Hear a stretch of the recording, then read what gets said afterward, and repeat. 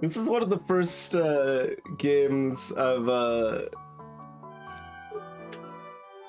run that appeared to accept controller and mouse input simultaneously, which was actually problematic because my controller is set up to also work as a mouse. So trying to move with a controller was also trying to move with a mouse, and it was very broken. So I ended up just closing Steam to turn that off. All right. What Remains of Edith Finch. So this is relatively short. It's a walking sim sort of game, narrative focused, and widely considered very good. So that's about what I know about it.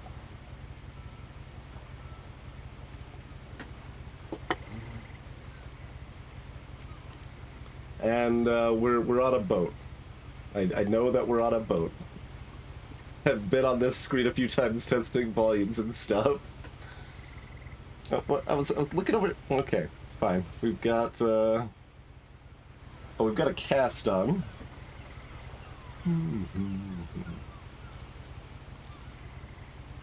No, but open the book. You not want to open the book? A lot of this isn't going to make sense to you, and I'm sorry about that.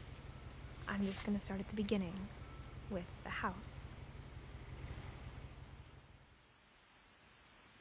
Beginning with the house.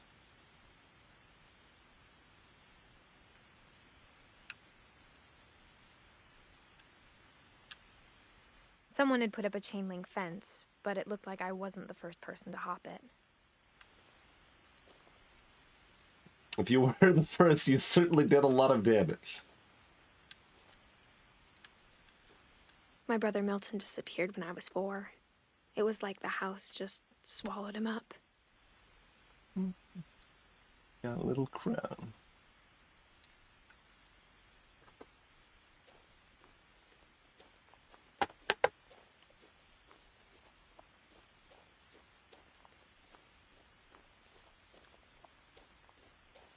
I lived here until I was 11, but I wasn't allowed inside half the rooms.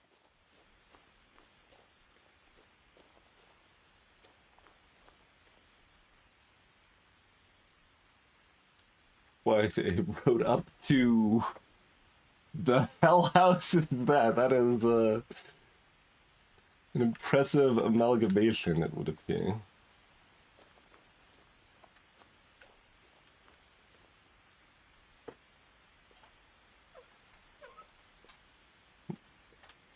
Inside the mailbox were bills from 7 years ago, marked urgent, open immediately.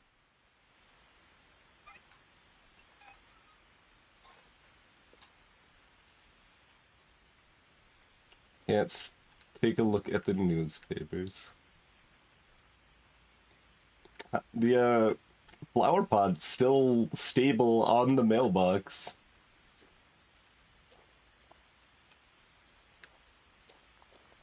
I hadn't been back since my brother Lewis's funeral.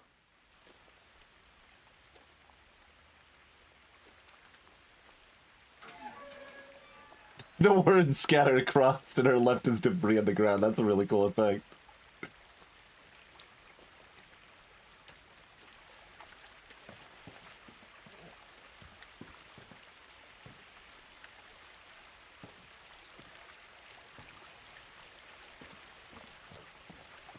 In her will, my mother left me a key, but didn't tell me what it unlocked.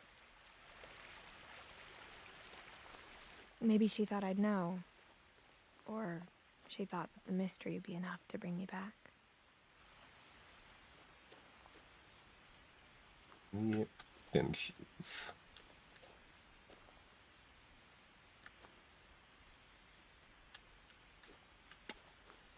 Got a fork.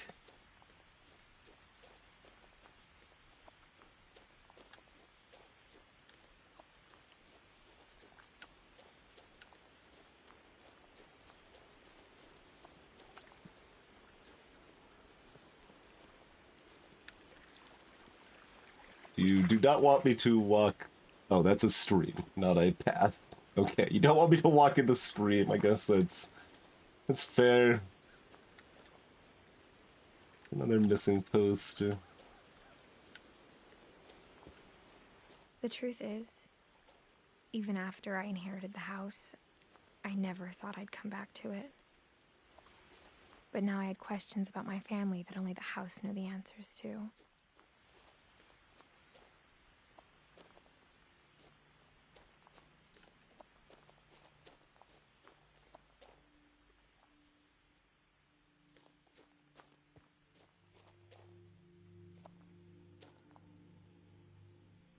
Quite a large property. The woods around the house have always been uncomfortably silent. As if they're about to say something, but never do.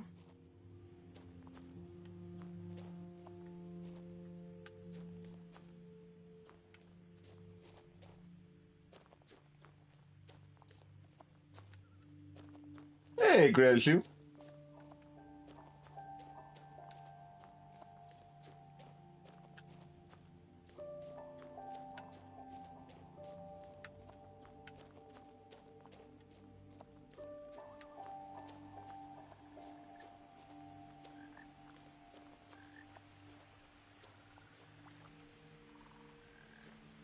I'm looking for a rock or a ball.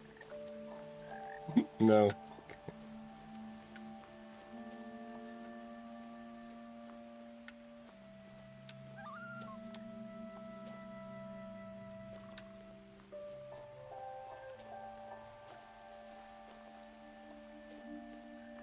The house was exactly like I remembered it, the way I'd been dreaming about it. Well, it wasn't exactly like I expected it to be, certainly. Well, there's even a tree growing as part of it. Look at that.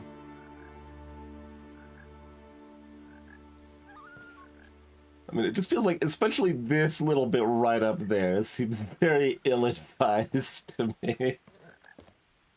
I don't want to go up there, it's gonna fall over. Oh yeah, I wanted to check if I could see the driver decide if it would interact with it. No. Okay.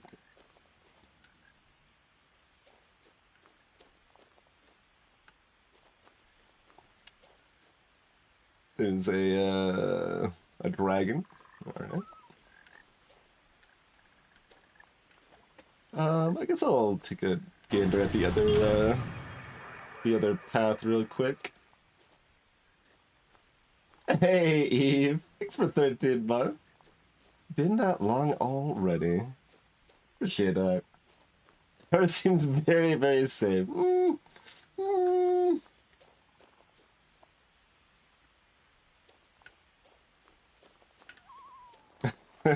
Oh, hi.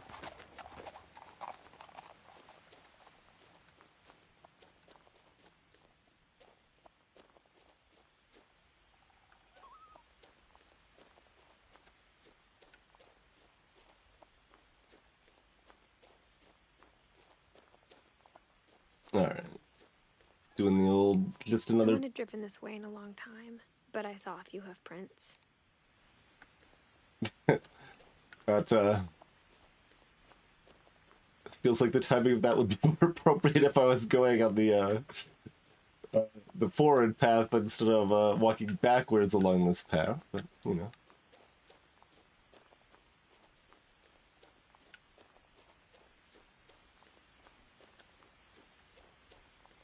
Nothing else on this, okay. Okay. Okay, it gives me a fork in the road. I've got to check, right?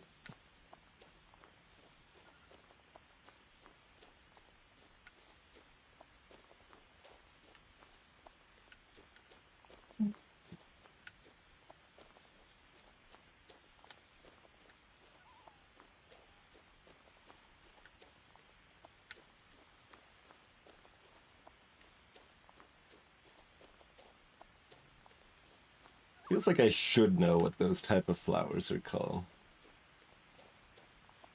But I can't remember it. I don't remember very many flower names in general.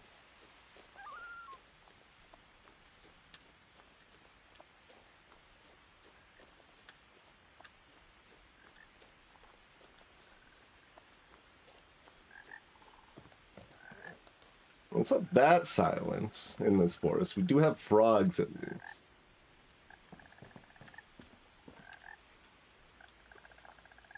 Like, where do I even want to approach this house? We've got a very tiered entranceway. Let's check out the. Well, let's wander this way. Let's check out the dragon first, if we can. I asked Edie once about the dragon in the pond. She said it had killed her husband. I was 6. It seemed like an odd joke to me, even then.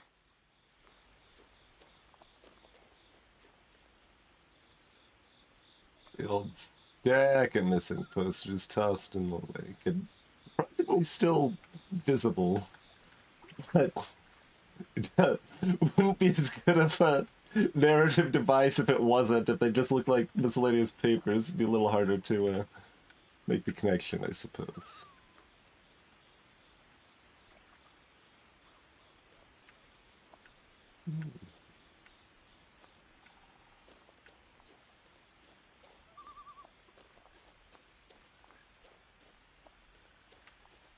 Realism is less important than narrative aspects most of the time. The house made me uncomfortable in a way I couldn't put into words. Now, as a 17-year-old, I knew exactly what those words were. I was afraid of the house.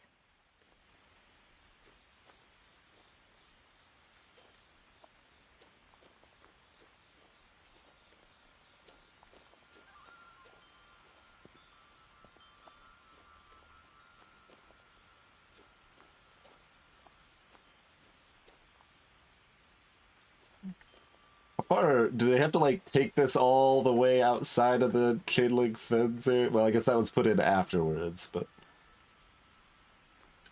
like they have to take these all the way down the road. So I don't know that the trash truck would come all the way up here, but maybe.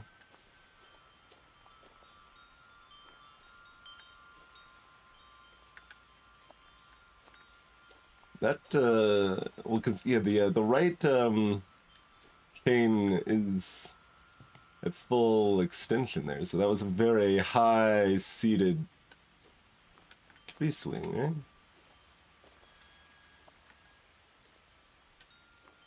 That'd be like 6 foot off the ground, 7 foot off the ground.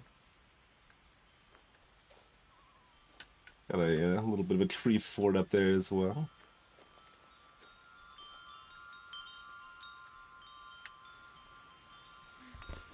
No, I actually can come in through the cat flap. Okay.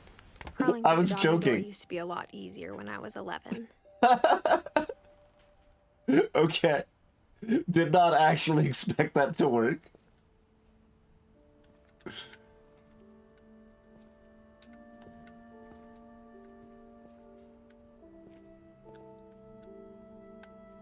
The power had been turned off the night we left.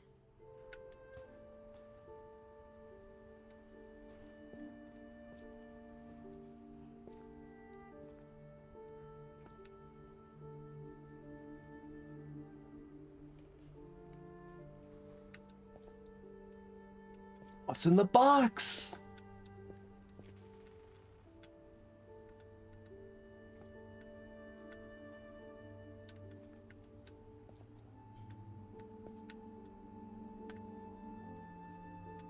Cosmic cuisine. Lots of cooking stuff. Flour, salt, water, yeast. Okay. God, I can't even remember the name of the book that's parroting specifically, but it's like fat, salt, something like, yeah, it's along those lines, yeah.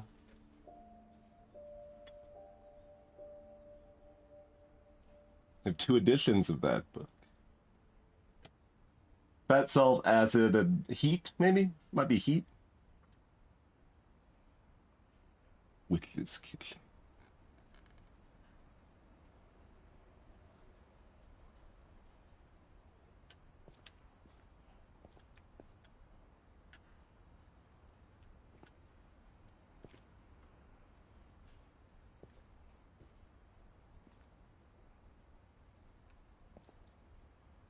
reasonably well organized over here.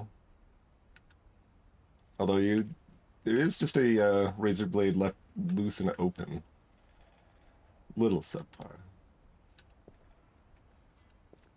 We're rating this by safety standards. I mean, we already looked at the house from the outside, and safety is not the #1 concern.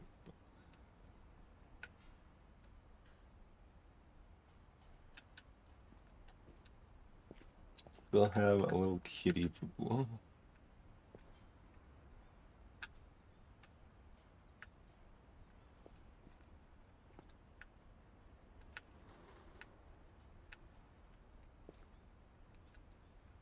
Old metal vacuums.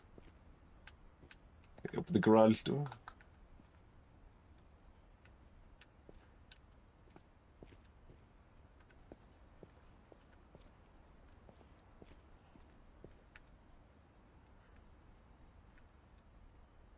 Or fishing rods. For the first time in years,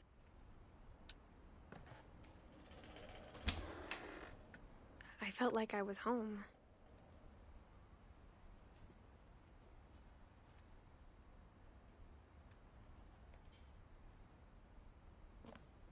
Hey there, BV Pods. Yeah, that seems like what I would expect from most random grandparents' homes that have a workshop. Yeah. Viking's belly.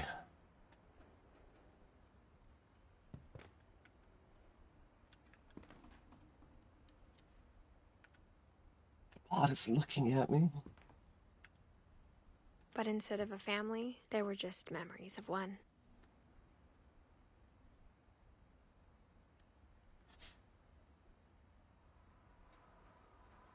Okay, so assumedly we're Edith then.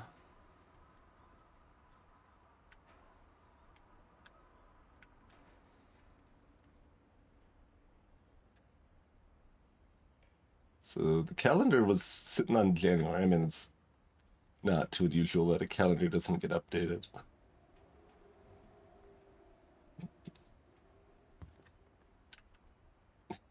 Okay. It's probably for the best that it doesn't let me look inside the fridge. That, it's likely to be a demonic hellscape.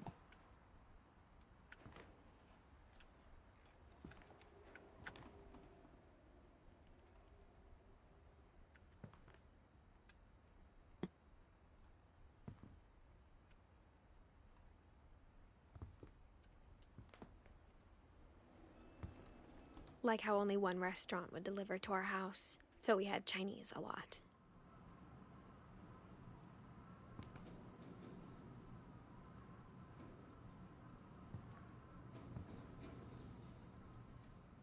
It looks as much like a radio as it does a toaster.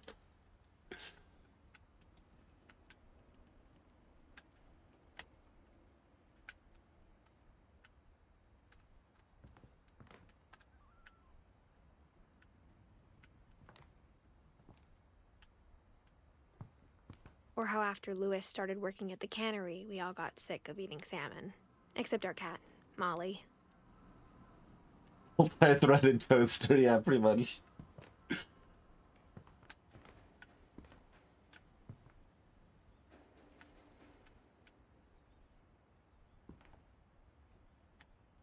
Oh, there's a chair in the way.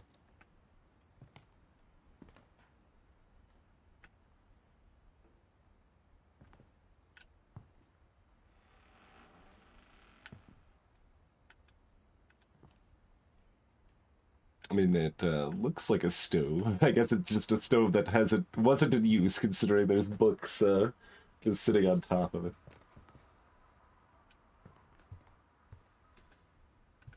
A Todio not involving The table toads. was still a wreck from the night we left. It was like a bomb had gone off, killing everyone but sparing the furniture.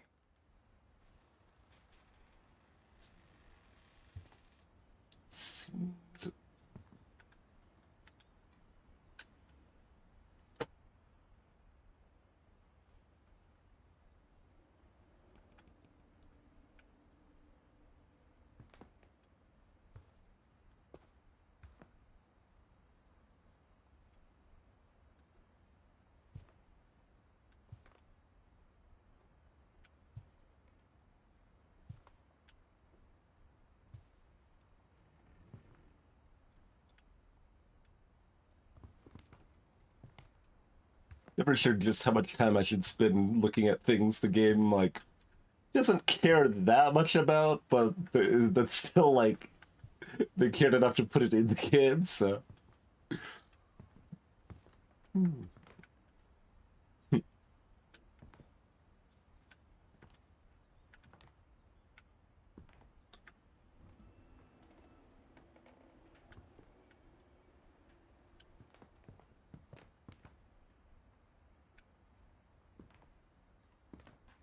So many of the pots are looking at me.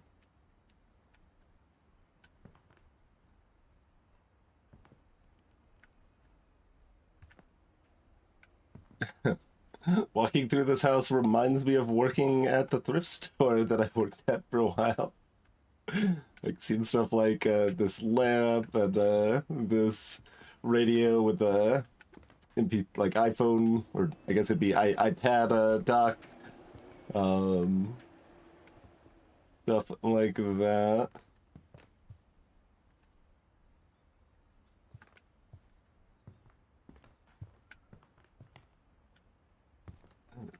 Oh. Nothing in the house looked abnormal. There was just too much of it, like a smile with too many teeth.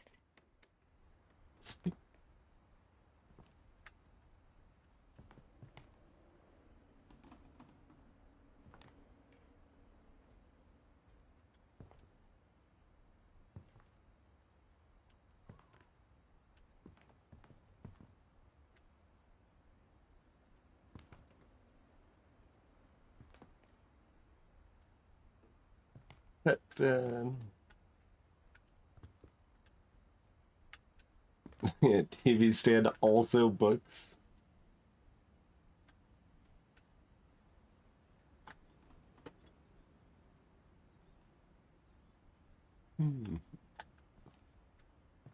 Even the fireplace had a story. Edie told me the bricks came from the original house, after it sank.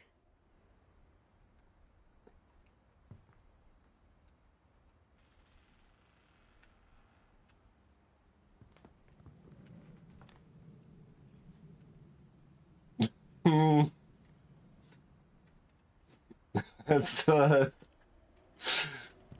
not really where I would store my books.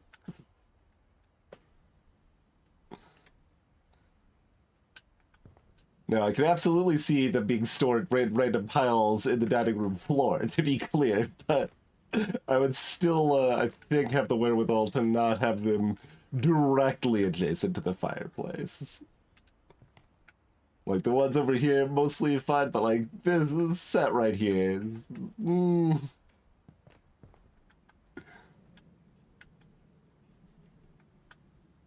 Fire safety, not their #1 concern. Oh, we got some Kafka in here.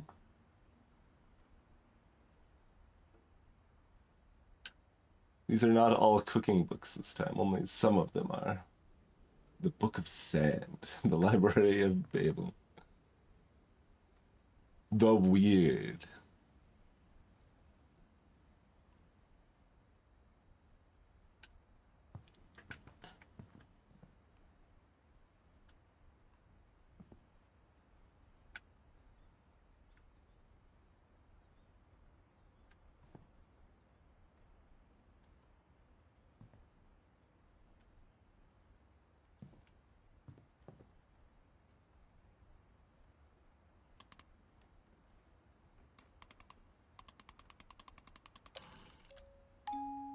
Great-Grandpa Sven built a music box for Barbara, along with the rest of the house.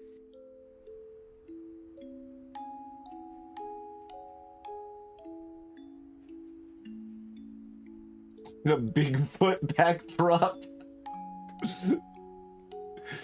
Okay.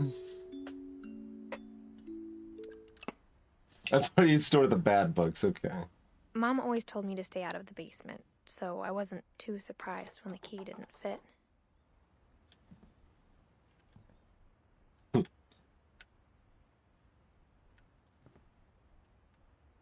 Well, now I want to go in the basement. Alright, find, I mean, like, just grab a couple books, start checking them through the window, and being pretty Pretty easy to get down there, really. We got another old style vacuum. The rest is pretty similar to the garage, though.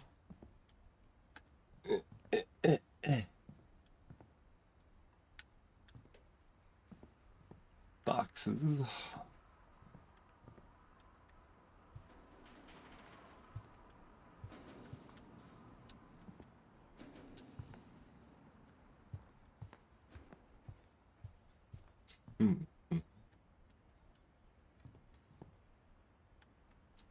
Advised to get up the stairs, then.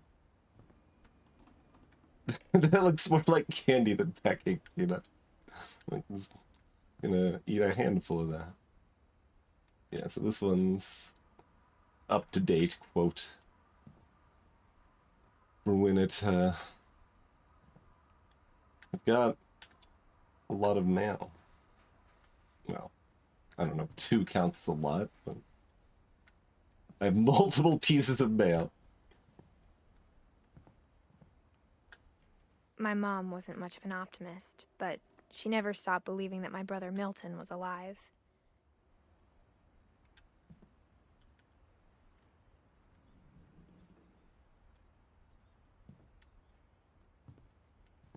A lot of things got left behind in the whirlwind of that last night.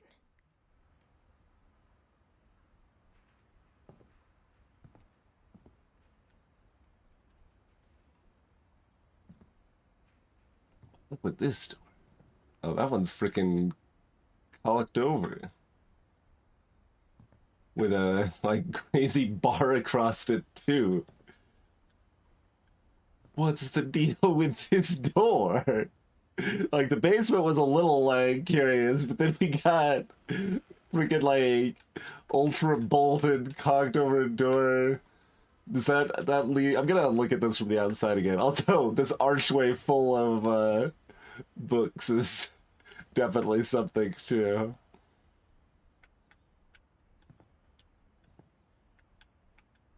Oh, that's quite a few pictures there too. All right, let's look at this from the outside. So,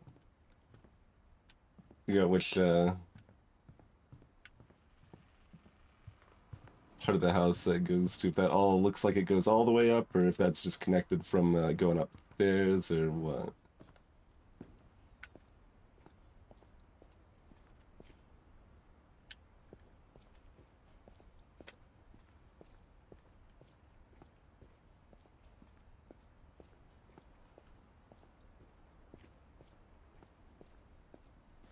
Oh. Okay. Well, I never even approached the front door normally. I wanted to... I guess the game just assumed you would, and I just happened to crawl in through the doggy, like, yeah, the pet door to start. I know, well, let me go back out there. Okay. Fine.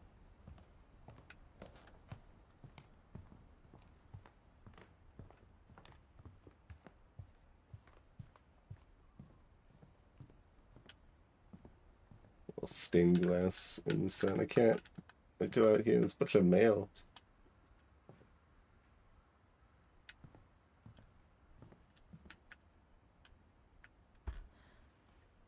Edie told me once that every Finch who ever lived is buried somewhere in the library.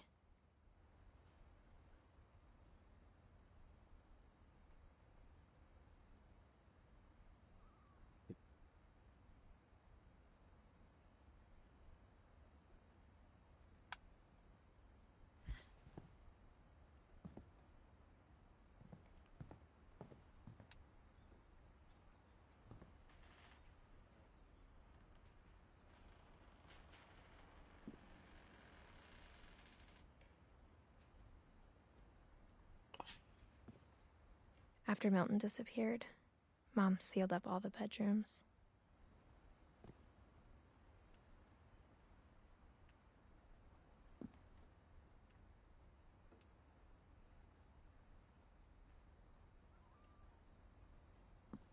Then Edie retaliated and drilled peepholes.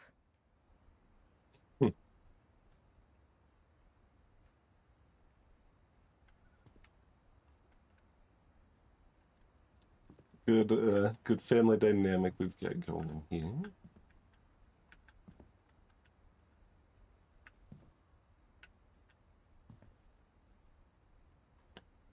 It's another copy of the Viking's Belly.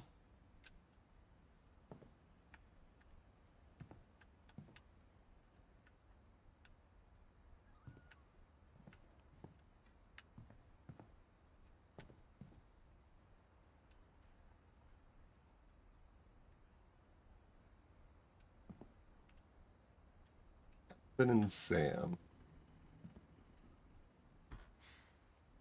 My Grandpa Sam spent 7 years sharing a room with his dead brother, Calvin.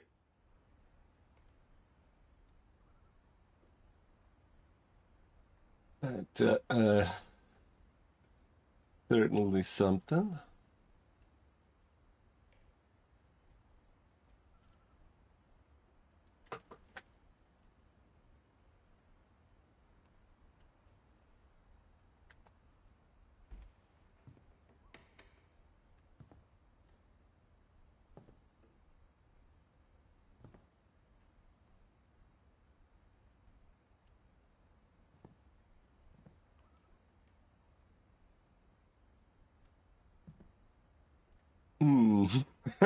But certainly. As a kid, I just assumed every house had peepholes and sealed rooms you weren't allowed inside of.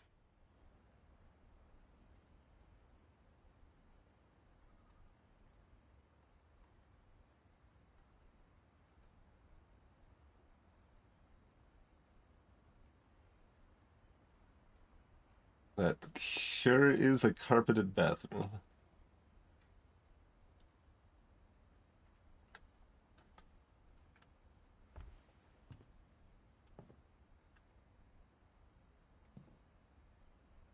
Sven and Edie.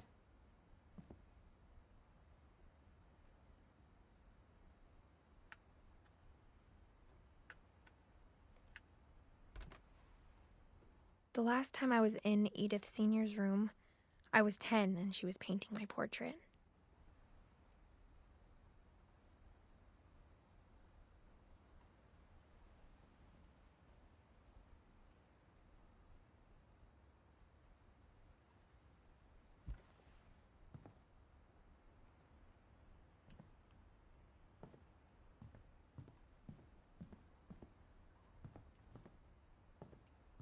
So many rooms. Edie's father, Odin, built the original house.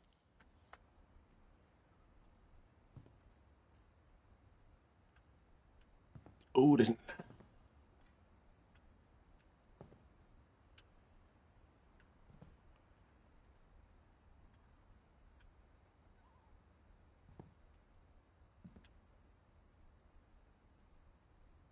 Oof. Barbara was a child star for 2 years, until America grew out of it.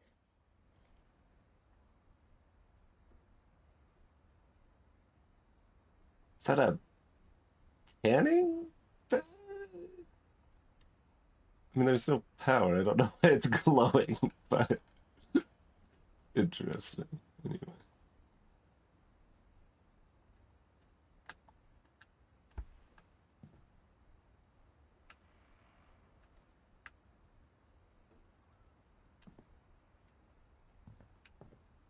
Ah.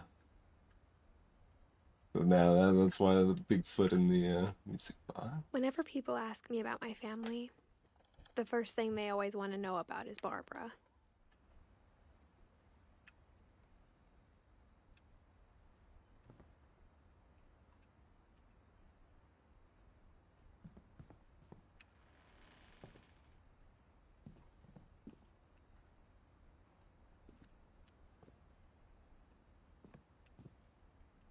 Mom must have locked the 3rd floor stairs on the night we left.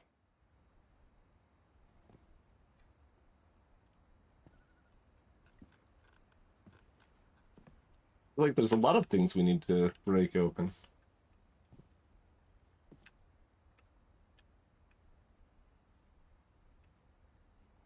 Time and the gods.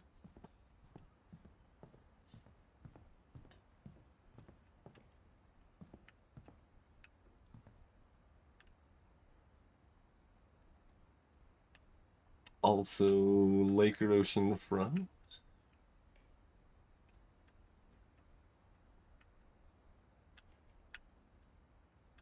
A single paddle. Oh, right, because it's decorative, not for... Yeah. It's a duplicate picture. Oh, and looking pretty much mischievous over here.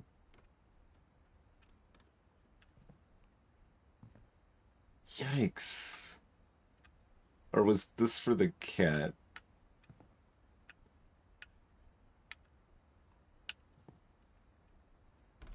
Still yikes, but... Molly always seemed like a girl I could imagine being friends with.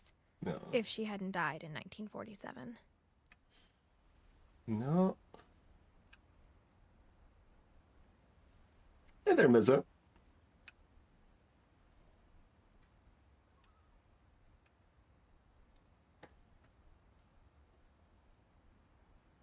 It's a really long banner.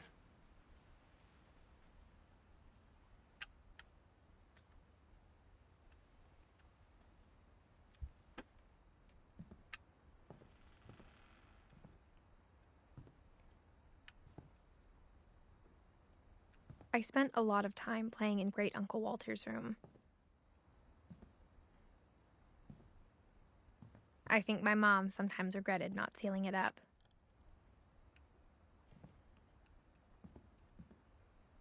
Lewis told me there were secret passages, but I never believed him.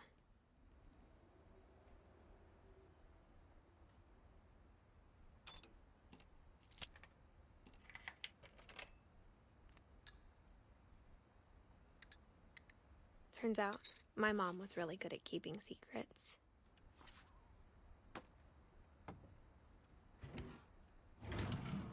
Now it was time to find out what my mom had been afraid of. It's part like it's built directly into the little like crate effect too. It's cool. Are they gloves? Because like, well, on the this is earlier before she was on the boat. On the boat, it looks like she had a cast on her right hand and nothing on the left. But I didn't have a chance to look at them just now here.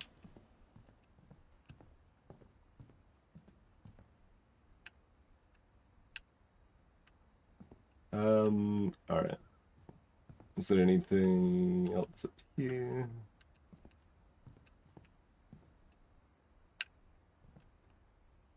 I think that was at least most of it. Let me poke around the corner here real quick.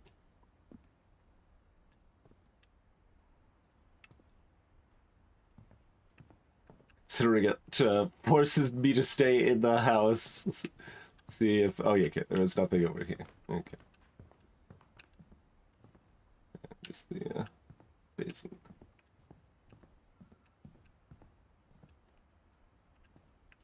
Gotcha, Mizzo.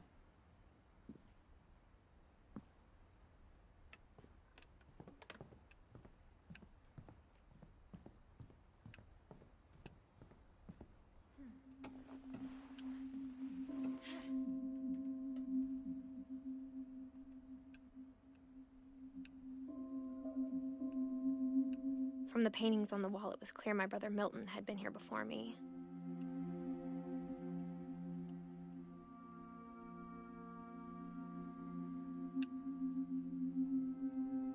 Reading this, maybe it sounds like I had a plan.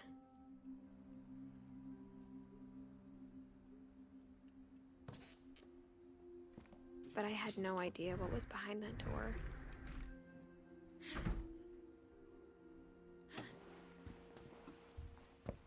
Just like I had no idea where all this was gonna lead.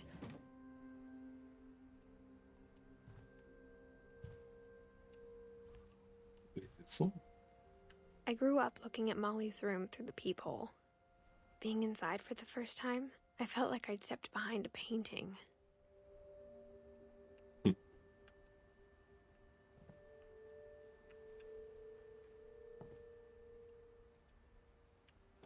Molly's gerbil had a tiny bedroom with its own even tinier gerbil cage.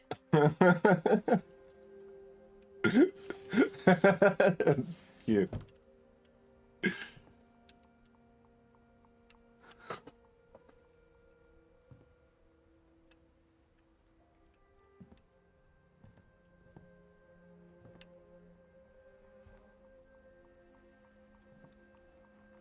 Jellyfish. Don't know if I've seen a stuffed jellyfish. Okay. Perspective of the fish islands distorted how long this banner was. It's a normal sized banner, it turns out.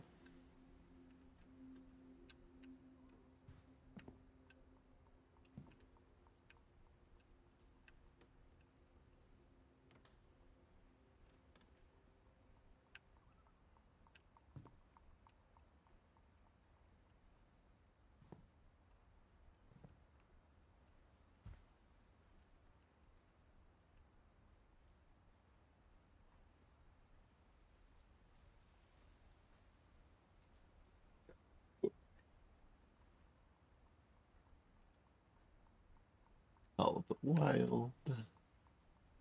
Macbeth.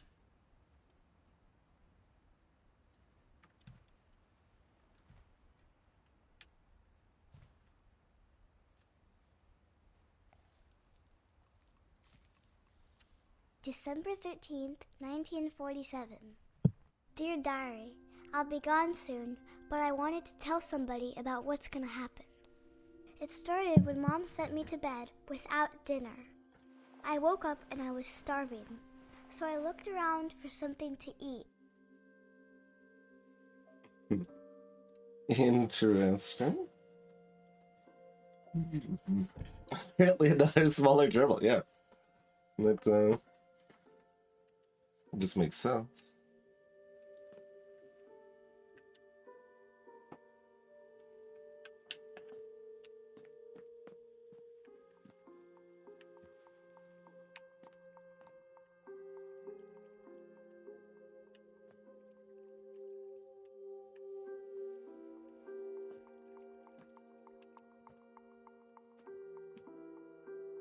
Eat the starfish.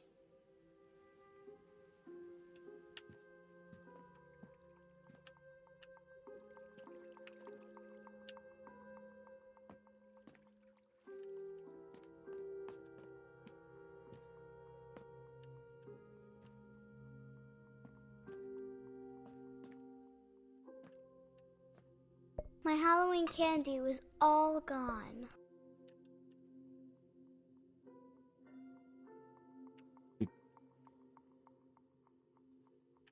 And I'm just like noticing that we're tying into the future scene, right? Like the lid was off in the future scene and stuff. Bedbug. Magic Mountain.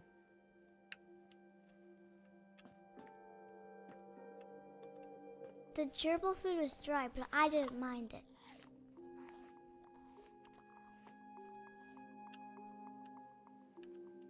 Check on them in their own little private room over there? No.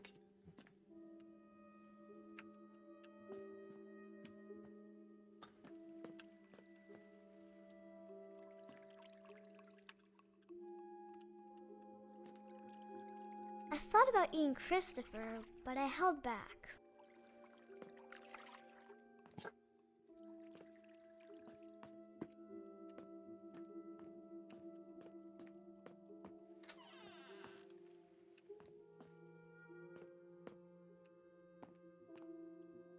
I kept eating and eating.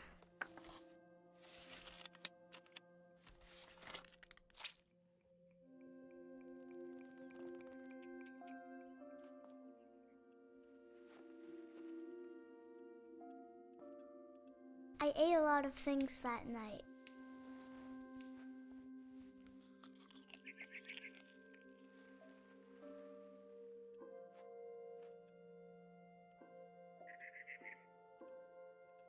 The bit squeaks you out eating toothpicks.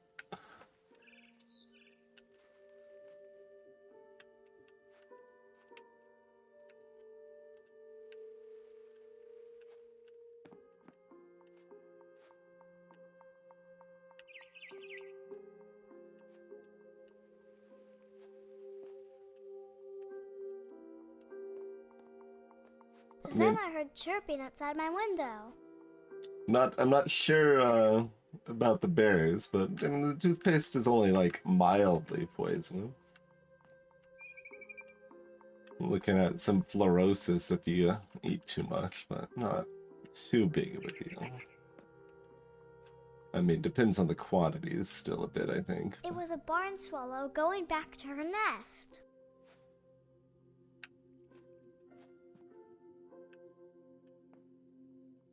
I reached out for her.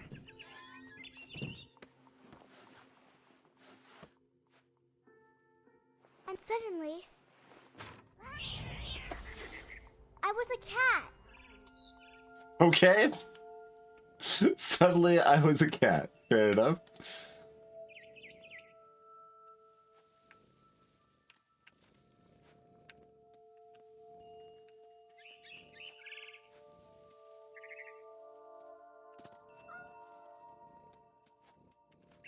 I tried to be quiet, but the bird was really scared.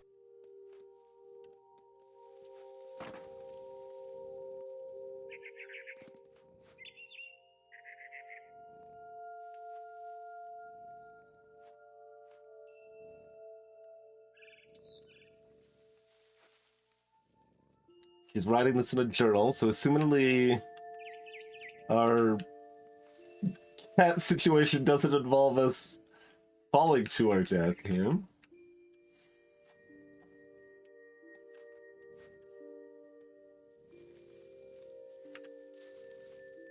Hey, Rabbit. You know, I haven't. There's a lot of life experiences I feel like I've missed out on. But...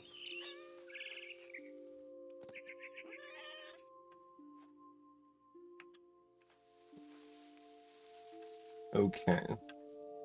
So they've had that lamp this whole time rather than finding it at a thrift store. Also makes sense.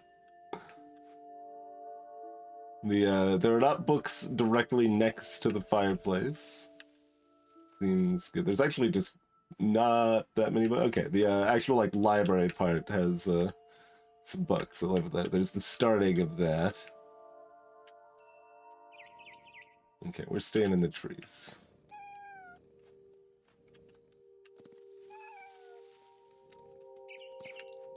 Mom and Dad didn't even look at me.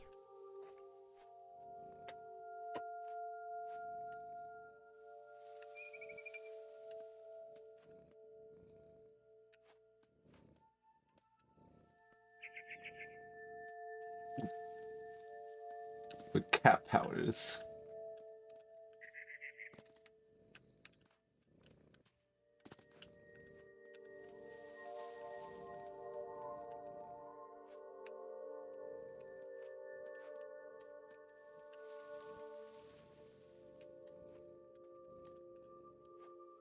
Can't jump over.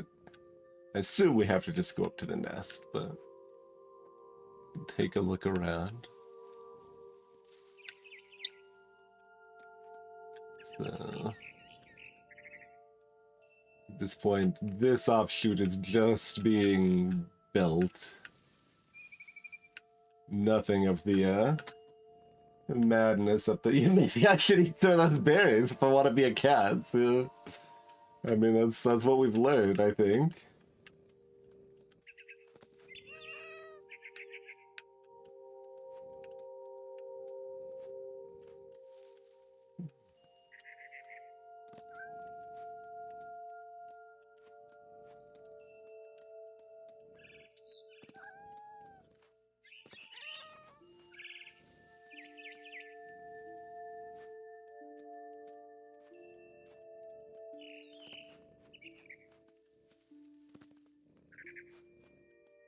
The babies were all gone. Egg.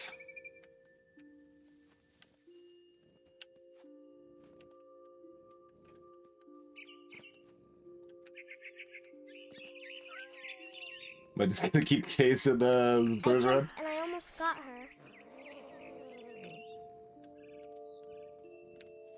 Here's so. Treehouse existed all the way back then. How about the swing? I think it would be this. Oh right, this is the other side. So that would be the garage. being built here. So no swing yet, I don't think. No, because I think it was on that branch.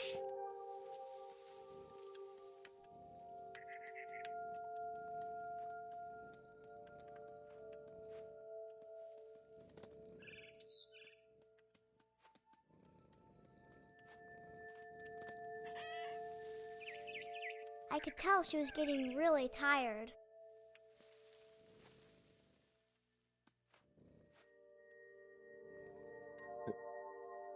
Rock with some rockets.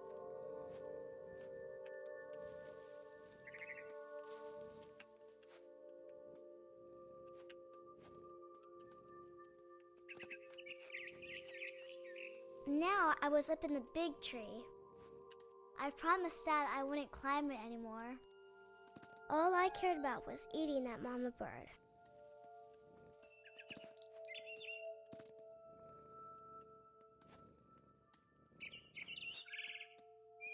I gobbled her up. And suddenly, I was an owl. First, all I heard was the wind. Then I heard little teeth nibbling in the grass. Okay. Wait. Those berries are something else.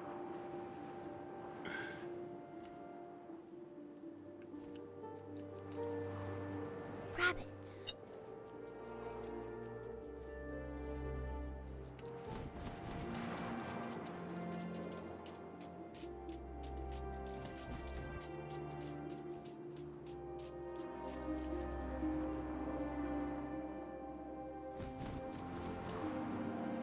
This is very weird to control.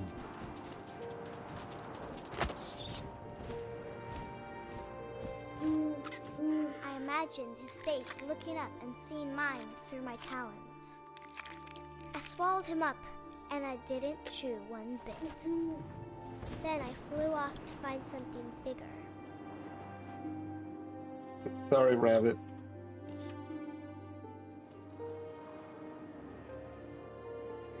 A mama rabbit.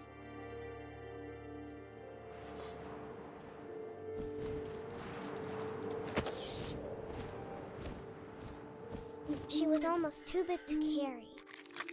I started choking, but I couldn't stop eating. And suddenly, I was a shark.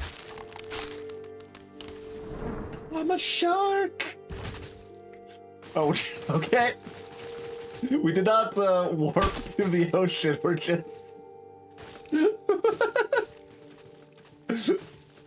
It's a little stint of, I don't know, surrealism was not quite what I was expecting when we started this game or when we went into Molly's room.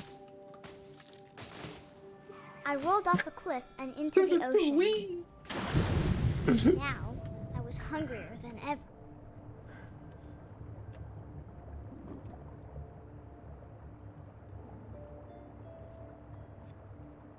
I hate it, my gag reflex turns me into a shark. I wanted fat, juicy seals.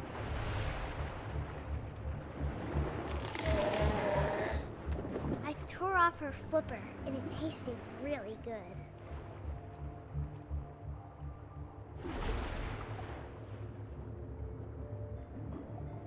Okay, hold on, I need to harvest some of this kelp so I can turn it into dried kelp blocks, use it for some fuel.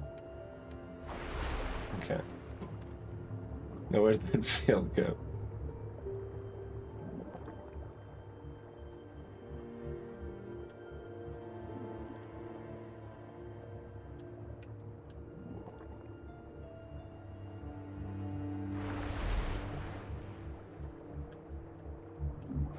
I grabbed on tight. Oh, but I was so hungry, I jumped out of the water. When I opened my eyes, everything had changed. Okay.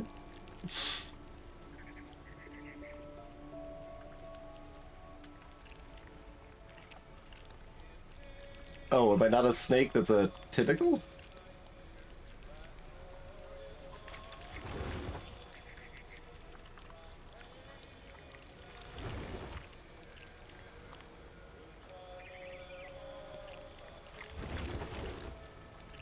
I was a monster and I smelled people everywhere.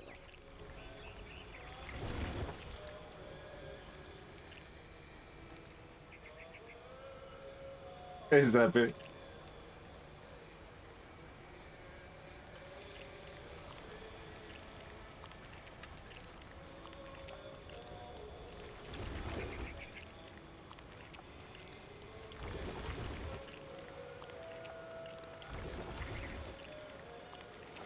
I was big, but I moved real quiet.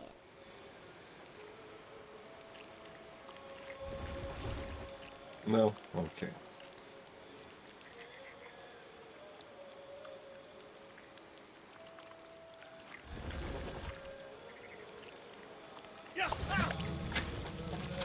Yoink. Pretty much, yeah.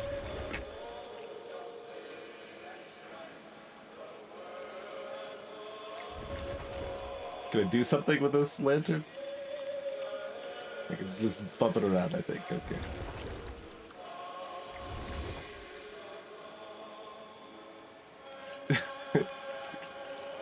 Bizarre, Mizzo.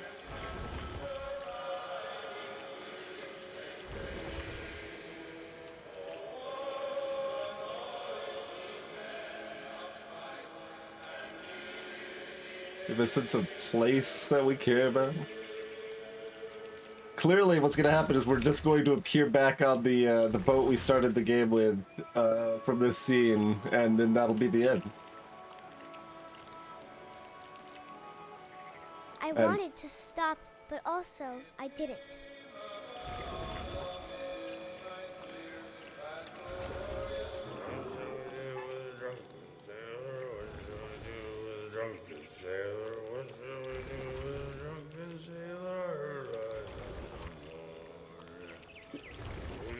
Belly with a rusty razor, belly with a rusty razor, belly with a rusty razor, no more.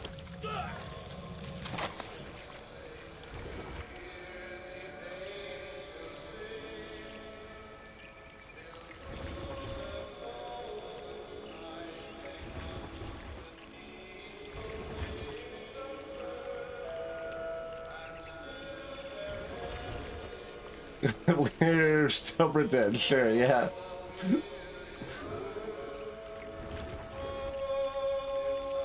After the last passenger, I was still hungry. And across the water, I smelled something new. Something I had to have, so I swam towards it.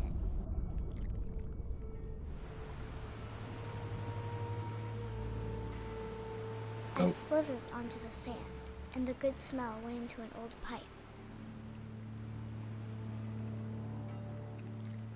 Is there anything else we could look at out here? Probably not.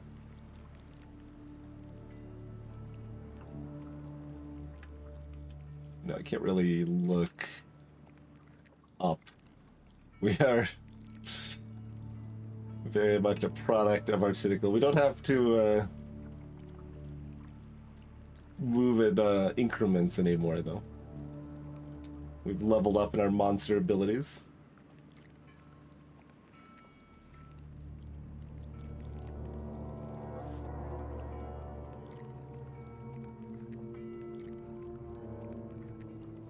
It's the trash can. It's not. I got closer and closer.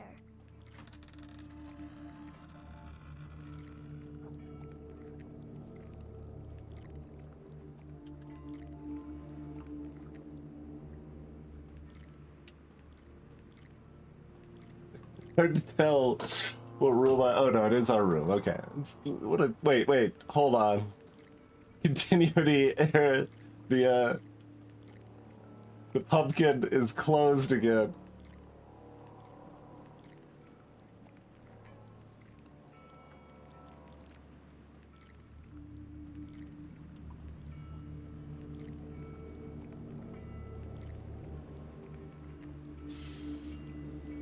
All of my stomach started growling.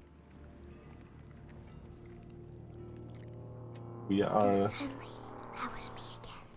the monster I held my breath for a long time. under our own But I ban. couldn't hear anything.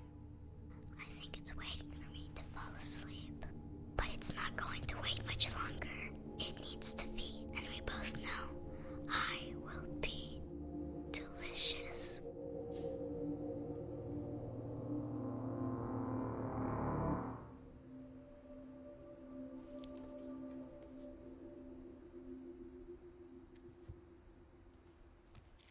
Okay, just gonna set this back down here. I'm not sure if I believed all of that, but I'm sure Edie would have. So here's our tree.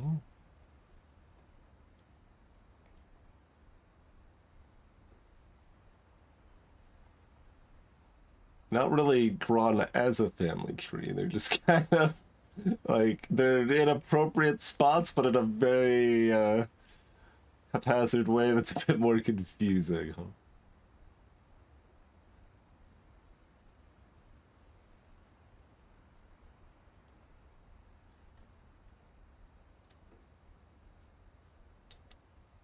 So we're Sam and Kelvin twins?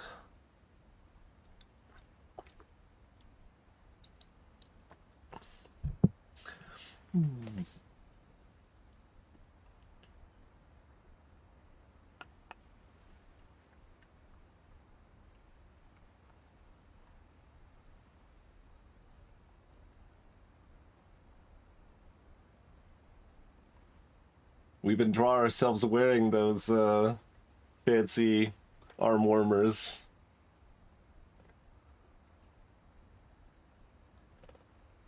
Oh, Melton was 9? I thought they said they were 4 at the beginning.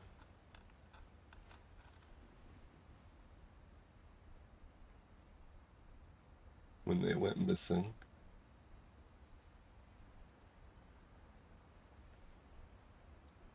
Oh god, Lewis also died in 2010, yeah.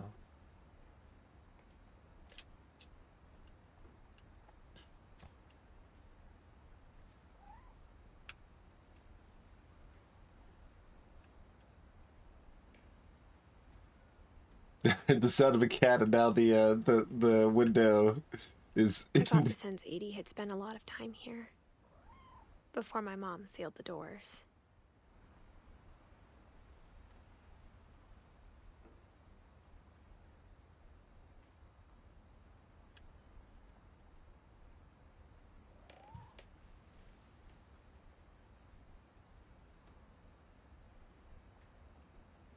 Like, I'm gonna still look around first, but I hear you luring me to the outside with cat sounds.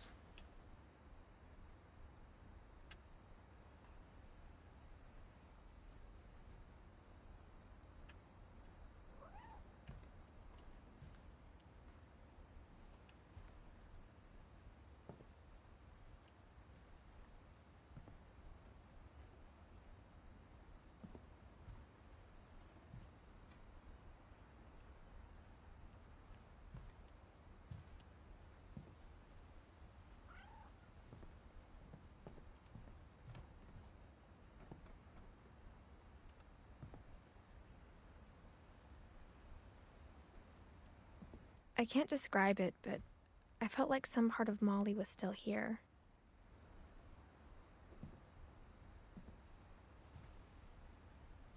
Can I look under the bed? No, can't look for the monsters under the bed. Okay. Look, we might need these cat ears.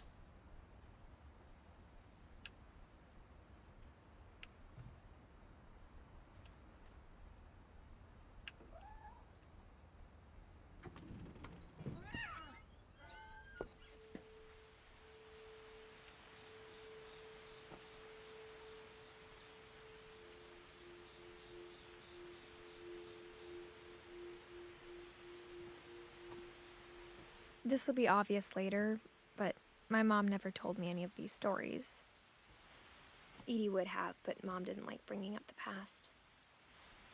Though, when we adopted a stray kitten, she was the one who named it Molly.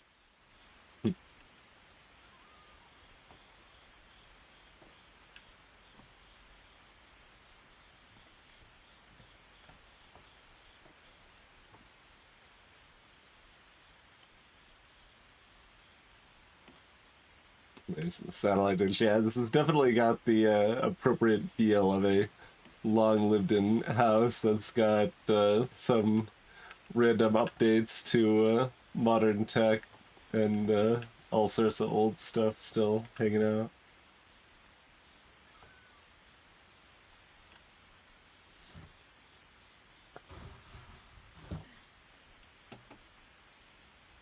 I Sure. spent a lot of time in Great Grandma Edie's room. Today we've spent a lot of time climbing through windows. Big book of homeschooling. For a second there, I thought they said like the AI. Like that's quite a book for her to have.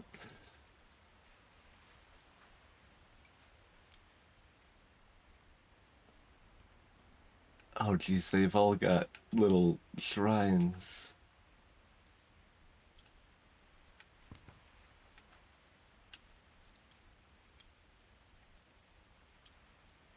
Purpley.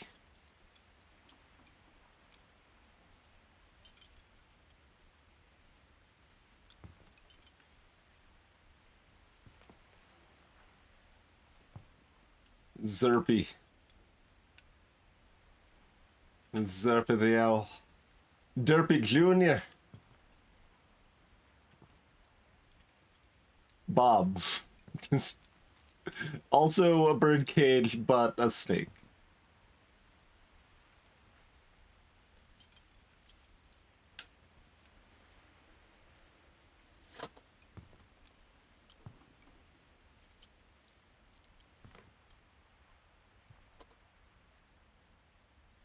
Shrine sketch.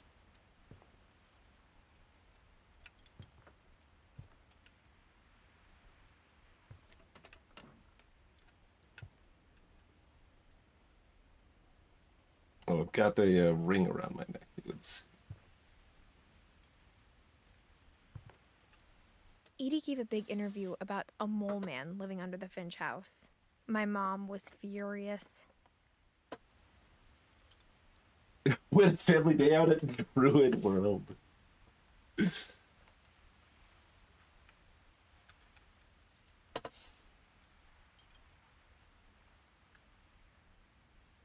Yeah, that is a specific VCR. I may have had that VCR. Very similar style, if so. That dial looks familiar. With the rotational twist for rewind and fast forward. I hadn't thought of myself as Edith Jr. for a long, long time.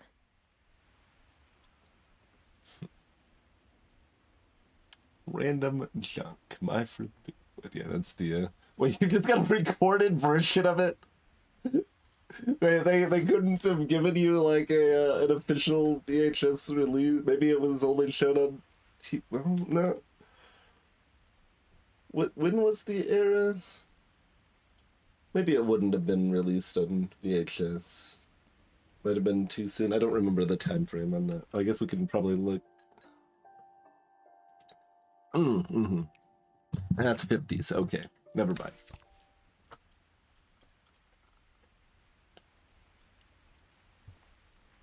Weird America.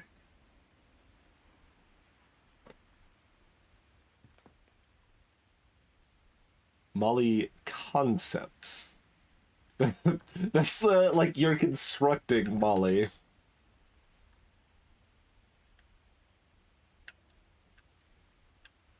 Edie won't go. One summer, they evacuated the island, but Edie refused to go.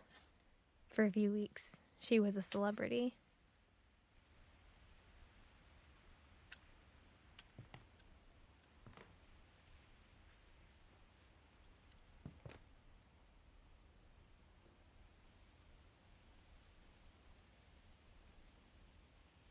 There's also Barbara concept.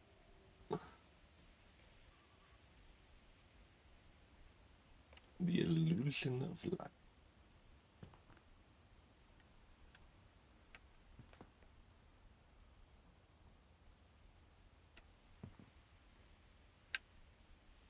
When Edie told people Sven was killed by a dragon, she could also have said he was building a dragon-shaped slide that collapsed. She could have, but she didn't. Aha.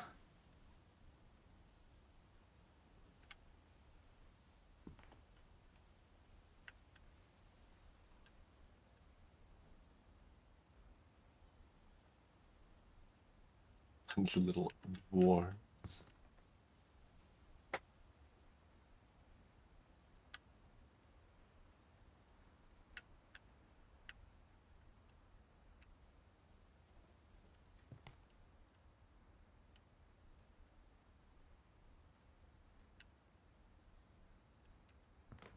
No opening this mysterious closet though.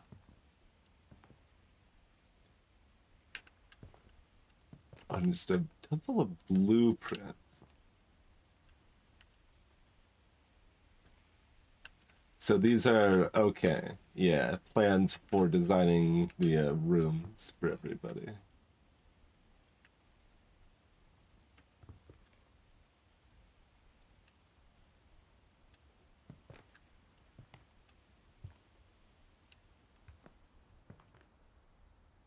Legion folktales.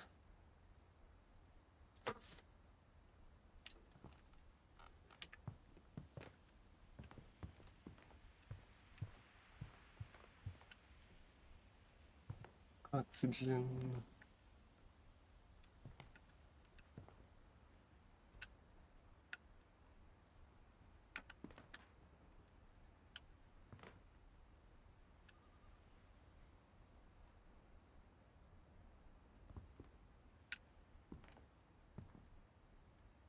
Her room was like a museum.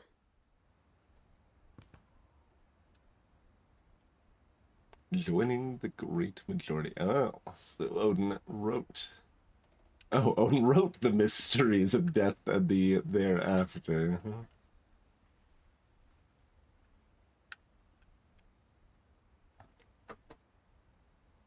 For 500 years, the Finches have been famous throughout Norway for their fortune and misfortune.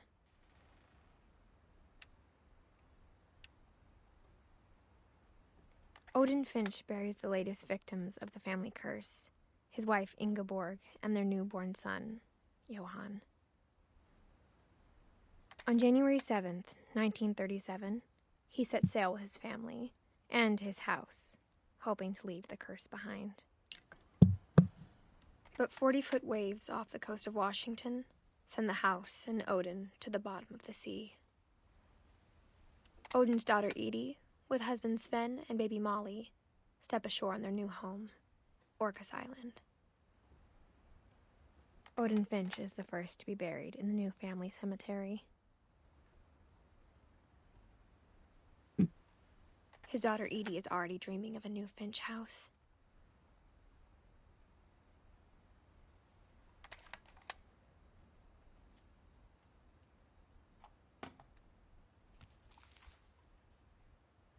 Whatever's wrong with this family, it goes back a long ways.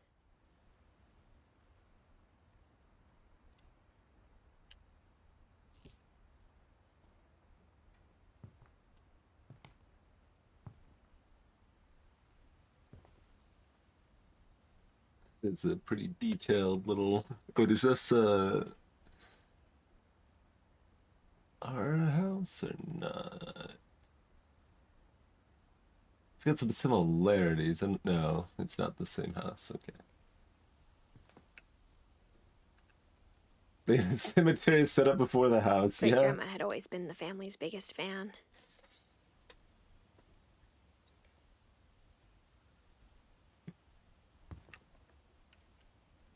Then one of these Singer's sewing machines. Pretty old at this point. I'm thinking this is from the 20s.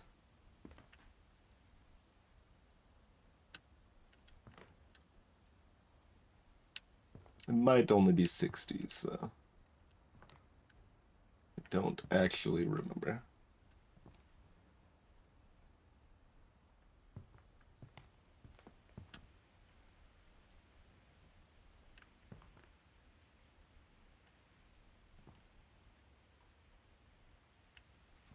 Louis died a week before we left, but Edie had already started to memorialize him.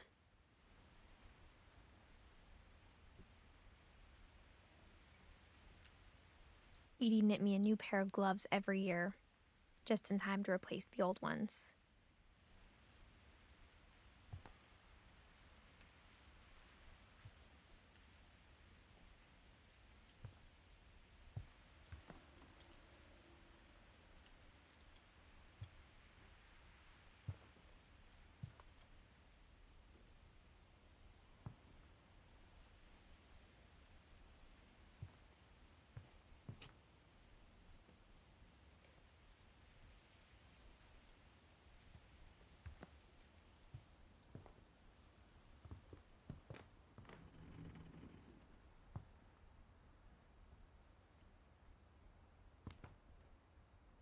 All right.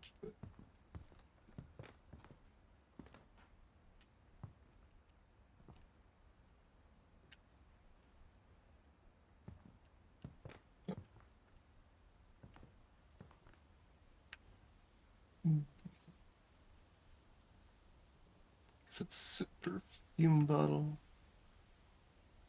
Oh, yeah, it is, in fact, the wallpaper. I was like, it seems weird that they didn't have a set for the picture, but I wasn't looking at it very closely. That's very intentional.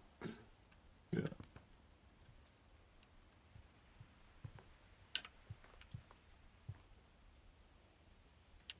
Paper shark. Even in her 90s, sometimes Edie seemed a lot younger than my mother.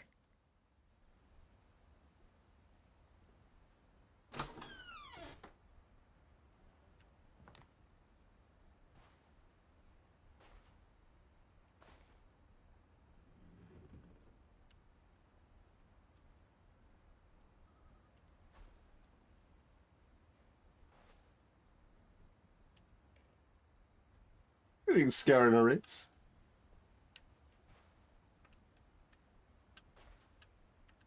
It's a frog.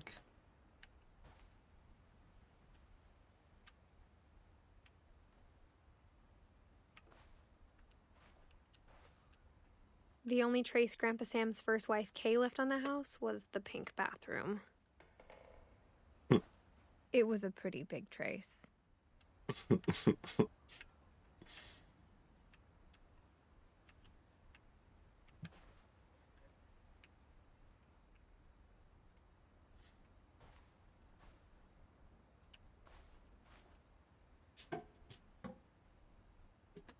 There's a secret in this bathroom by Spit and Edie Finch. There's a secret in this bathroom.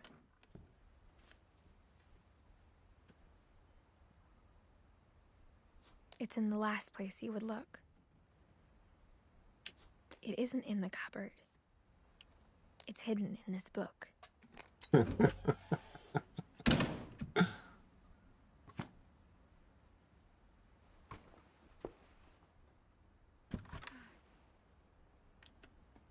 Photos. Sven gave Sam an old camera he'd refurbished. He never put it down.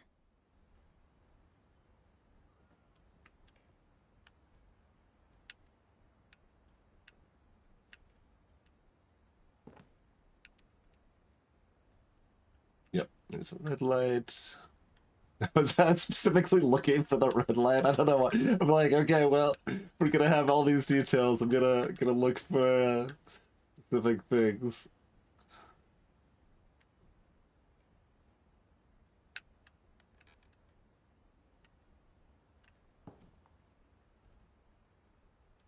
Slides. Big old stack of prints.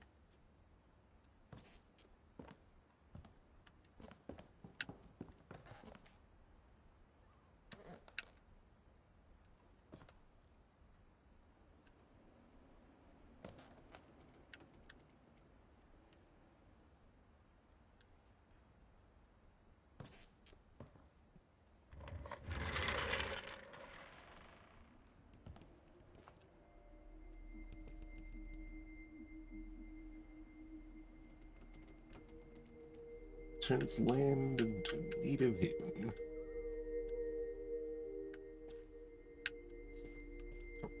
Oh, that one actually does let me crawl back if I want to.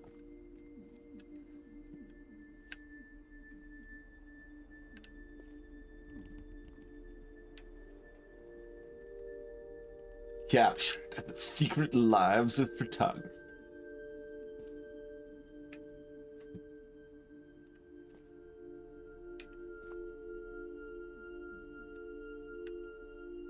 Oh, in Finch Park, huh?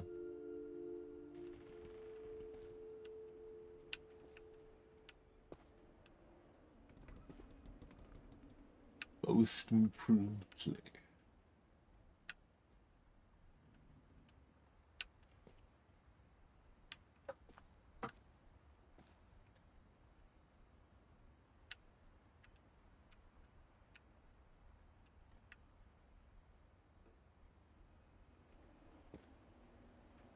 And yeah, Fort Calvin with the like cordoned off role playing. It's just so uncomfortable.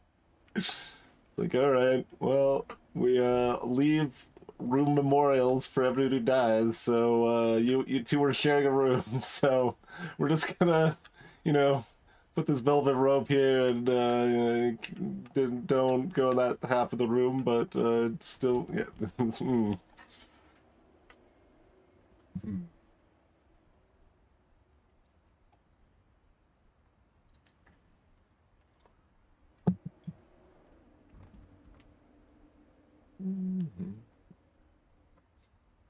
I don't actually know the timing on that scar. It's not after every other buff rabbit. For example, Hand of Vecna happens after Bearstein, not before.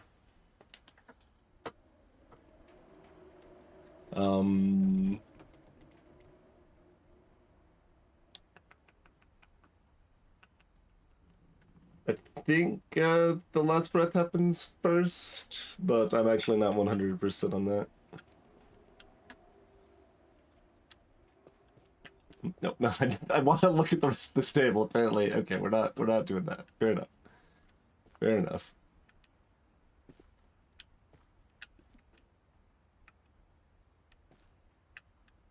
It's a giant pile of film. Yeah. Cobra Battalion.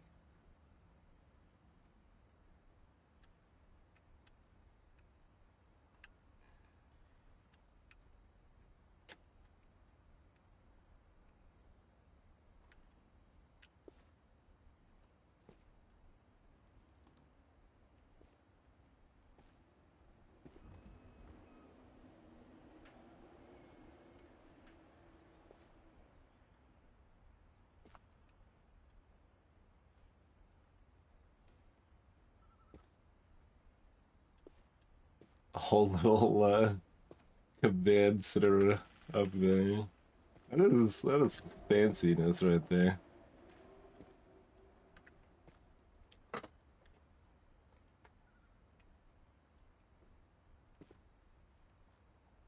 More like the former scare. Oh, we can't walk up to the command center. I knew Grandpa Sam had a twin. And that he never talked about him.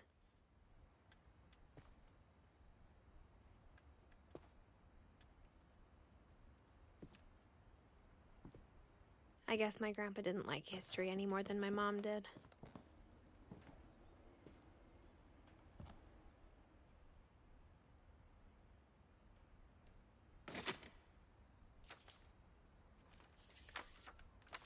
How I Want to Remember My Brother by Sam Finch.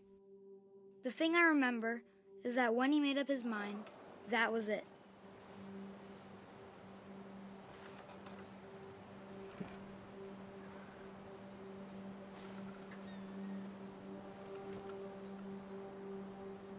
Okay, the swing does appear to be reasonably high. My brother said he'd die before he ate another mushroom. And he did.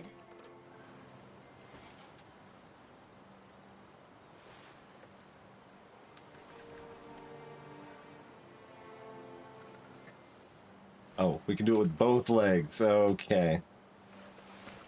At Barbara's funeral, we swore we'd never be afraid again. And he wasn't. I think Calvin always wanted to fly.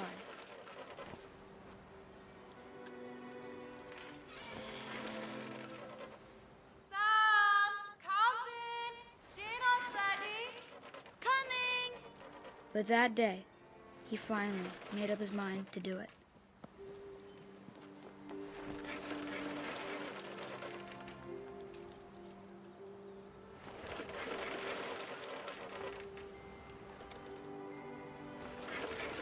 I told him going around was impossible. Maybe if I hadn't said that, Calvin! I'm not gonna tell you again! maybe if the wind hadn't picked up,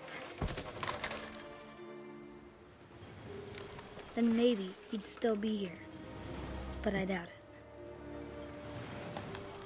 I think he'd already made up his mind. That's what I want to remember about my brother.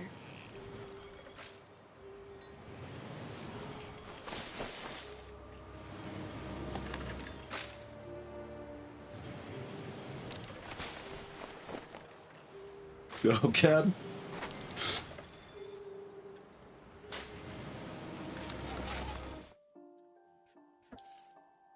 What? Oh.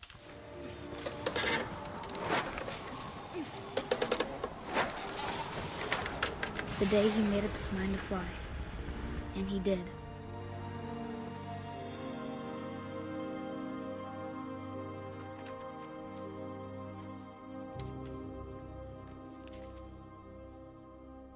Calvin's story felt strangely familiar. When I was younger, I remember trying to do the exact same thing.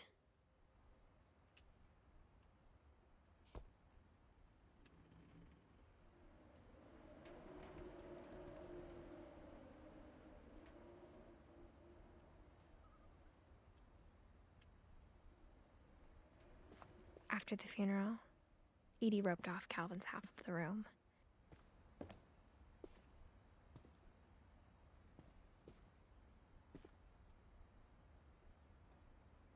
Certainly, a way to handle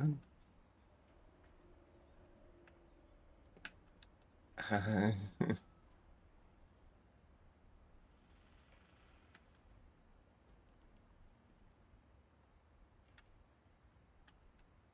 Mom said Grandpa Sam enlisted at 18 and never set foot in the room again.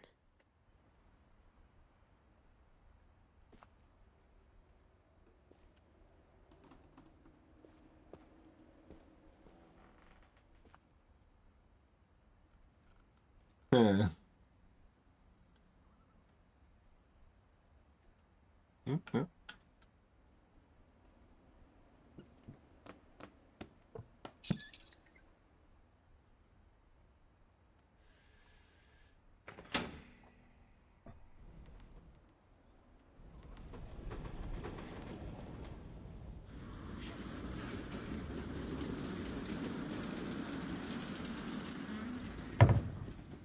Okay.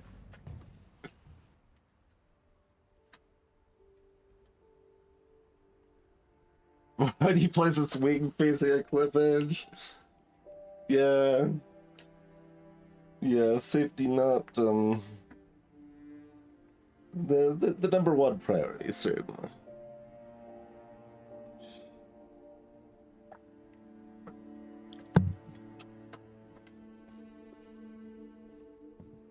The passages were a pretty tight fit. They'd obviously been built for smaller hands and bellies.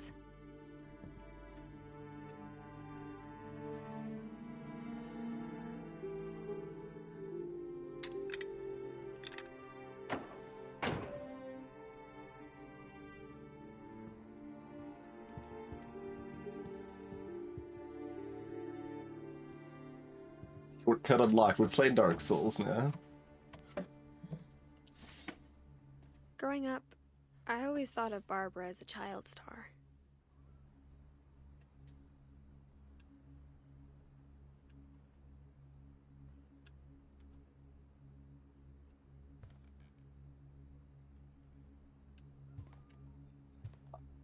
Commemorative plate.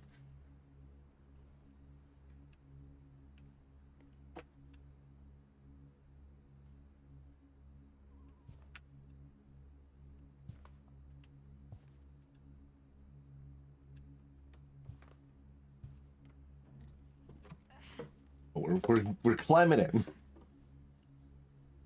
Oh, right, that's where we came out of, isn't it? Never mind. It's just so glowy. I thought there was something else going on.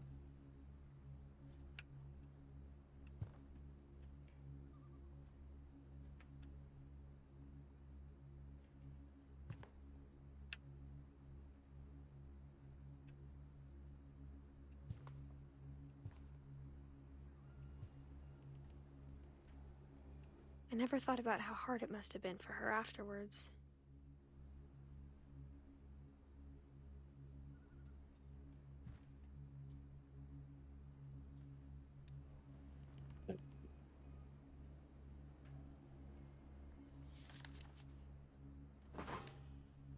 Of all the stories people wrote about Barbara's death, I'm surprised Edie saved this one.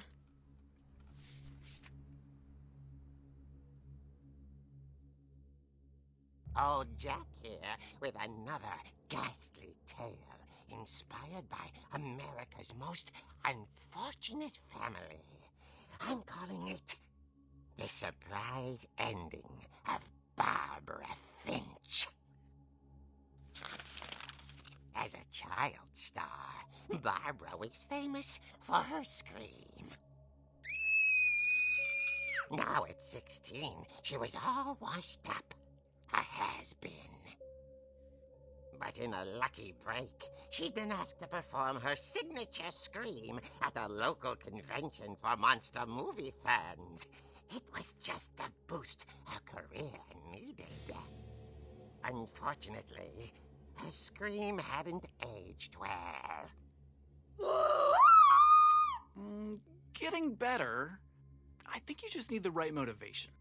Her biggest fan and current boyfriend, Rick, was about to demonstrate when...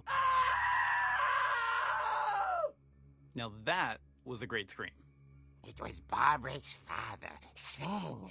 He'd slipped into a table saw and had to be rushed to the emergency room. So Barbara got stuck babysitting her youngest brother, Walter. Her convention comeback was cancelled. Okay, I'm hearing frustration, but I'm not hearing terror. What if I tried... A gang of hoodlums in Halloween masks have been terrorizing Orcas Island tonight. Police are urging residents to... That came from the basement. You're right! Also, I loved your delivery on that. Why is your basement door locked? Because my dad likes making puzzles and secret passages. There's a key hidden in the music box. The secret is to keep winding and winding until finally the key pops out. Thanks, babe. I'll be back in a sec. 20 minutes later, Rick hadn't returned. So Barbara went to look for him, right on cue. She reached for the music box. Okay. And as she wound the key, she listened for Rick, but the house was silent.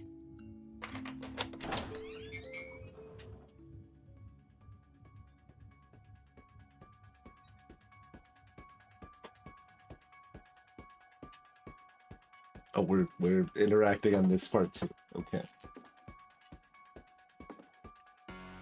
She found Rick's crutch and imagined the worst.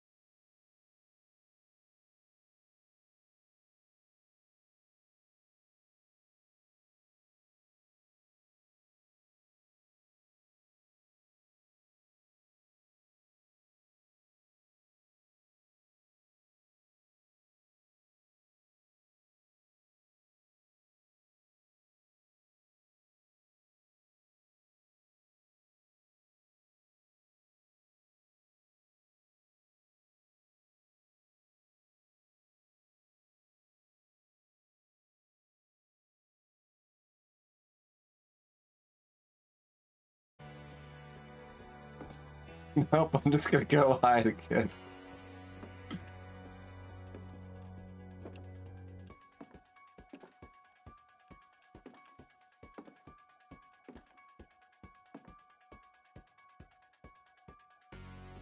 Okay, that was weird. We got a little ledge there instead of going down.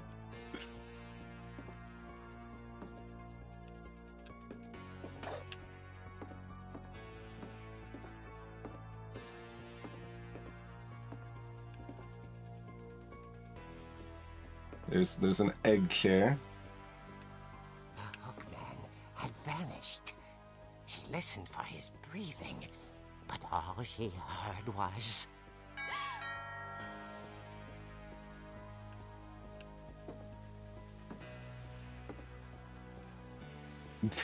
Ding dog, huh? Someone at the door was dying to speak to young Barbara.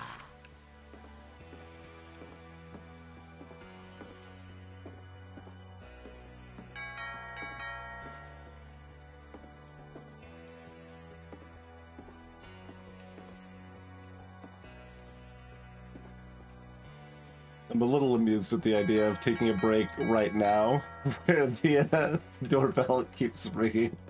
At the door, she heard whispering. It was coming from inside the house.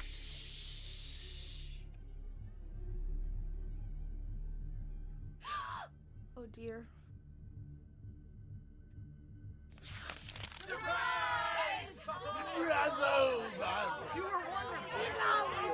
The monsters had come to surprise her. For Barbara, it was a dream come true.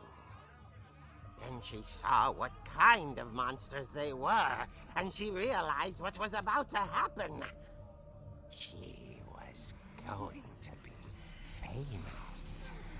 And with her final breath, Barbara Finch gave the performance of her life.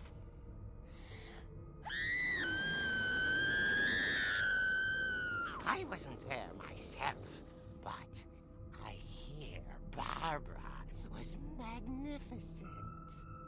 Poor girl. She had a taste for stardom. But unfortunately, so did her fans. Of course, the police blamed it all on poor Rick, who disappeared the same night. And little Walter? Hiding under his bed the whole time. He took it all pretty hard, but that's another story. As for Barbara, tucked inside the music box was all they ever found of her. Her ear.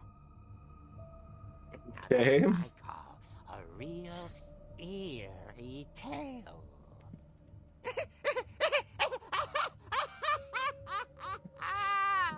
Thanks, Script Keeper.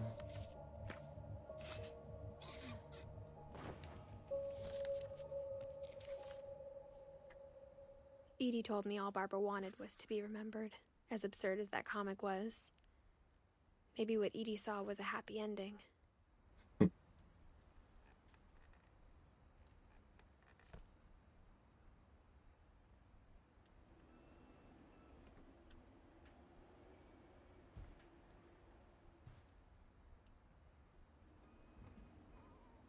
It'll start.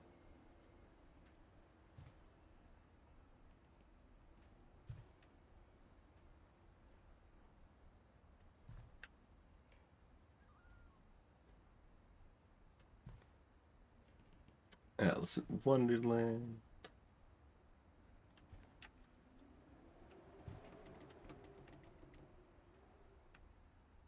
Go Fly Kiki.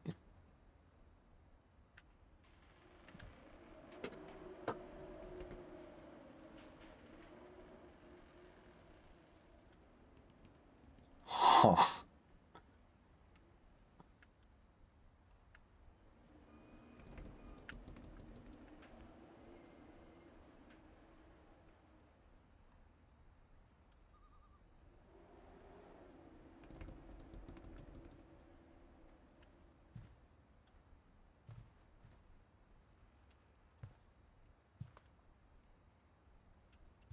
All right.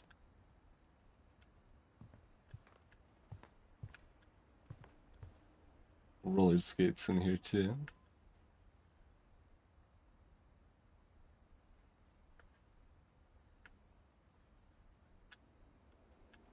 Everybody has so many.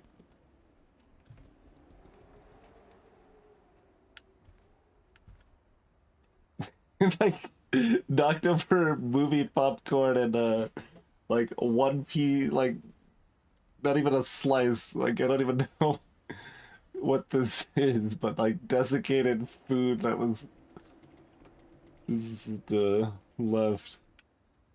It's one way to handle the shrine, I suppose.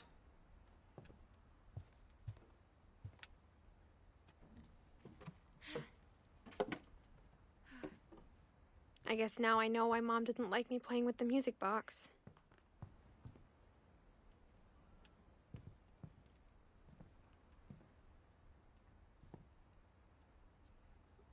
Go into the basement. That's still not going up here though. That's later. All those times I played with the music box and never found the basement key.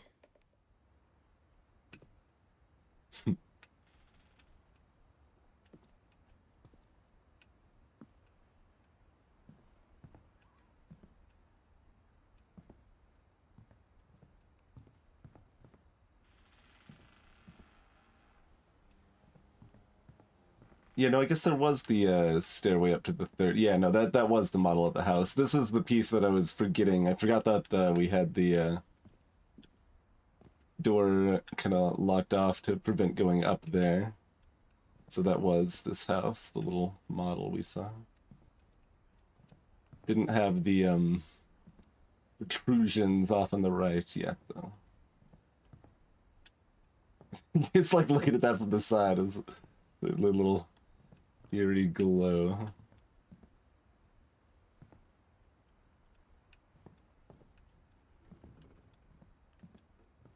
I wonder if that comic was right about there being a key inside the music box near the basement. Again, like you appear to be wandering around aimlessly. Did you forget where the music box is? Maybe it's near the basement. Maybe you should go down there. Just thought you might want to know. Yeah.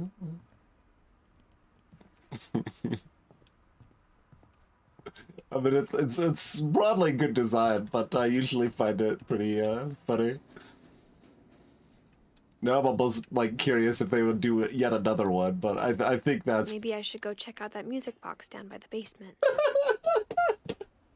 okay. I was wrong. There was another one.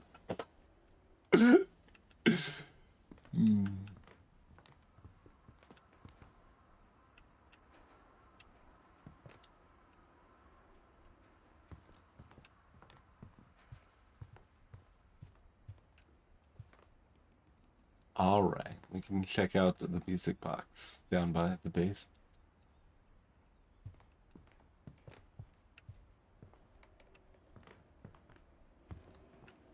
Really want me to make it.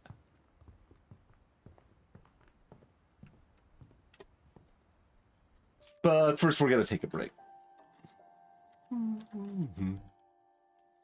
So let's do the break thing. We'll see you back here in a few moments, everybody.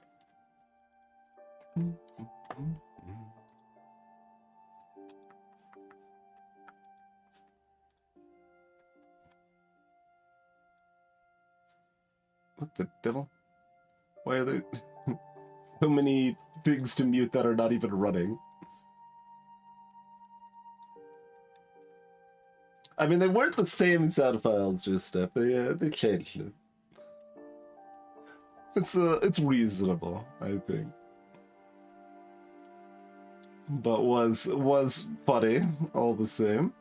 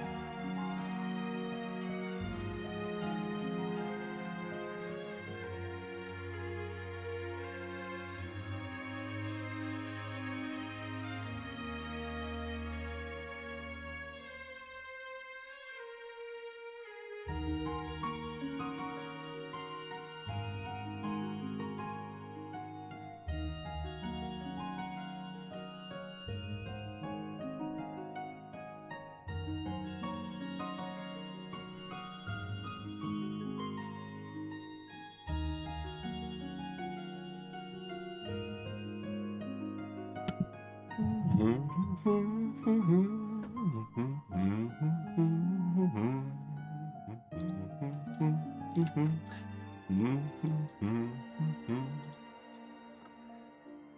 are back.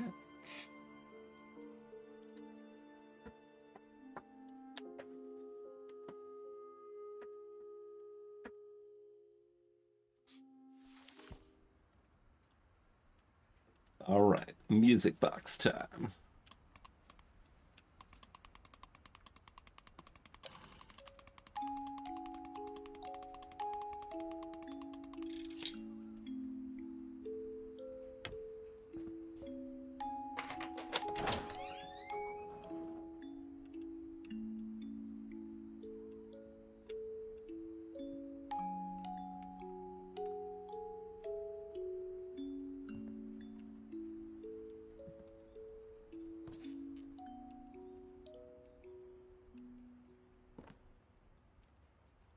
Let's kind of surprised there isn't like a little shelf here at the top of the basement entrance that is also filled with books.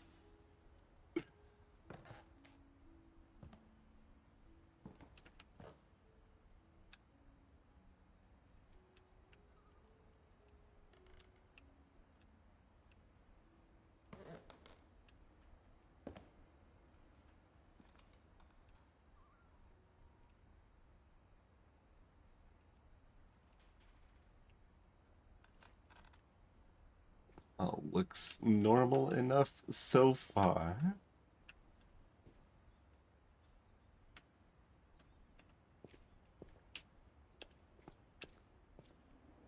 Don't know what's quite up with this, like, ominous hole in the ground.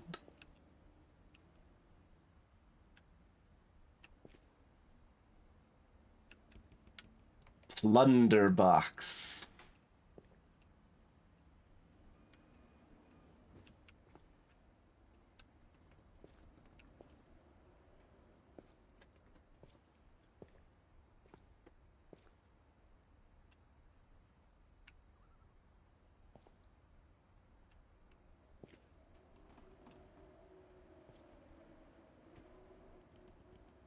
Just a nice old pile of cut tree trunk, just so it's ready for the next memorial that needs to be painted.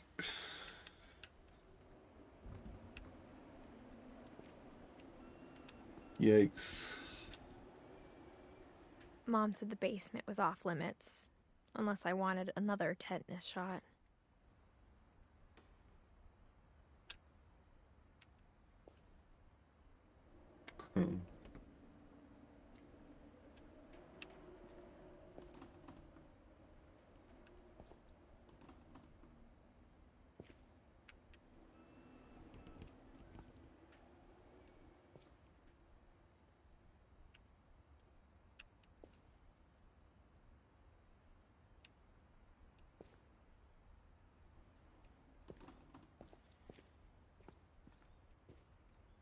I saw Edie sneak down to the basement once, carrying packages.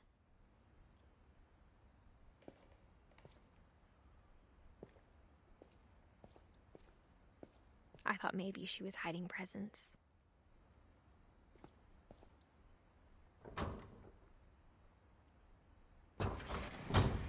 It turned out she was hiding a lot more than that.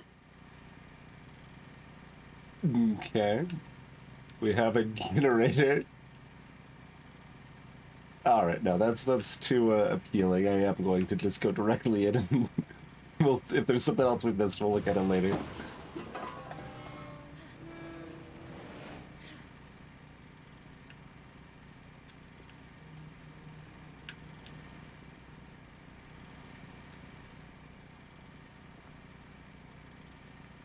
Actually, I don't know if we can. Alright, well, maybe never mind. I remember asking Mom once about where Walter had gone.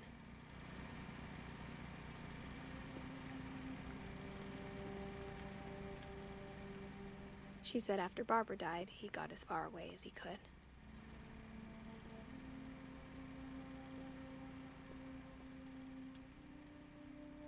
Alvino. Hey, listen, man.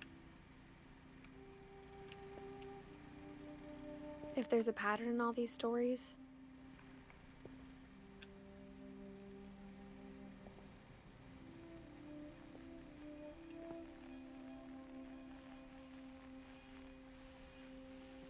It's I radio. think it's that none of us has gotten very far.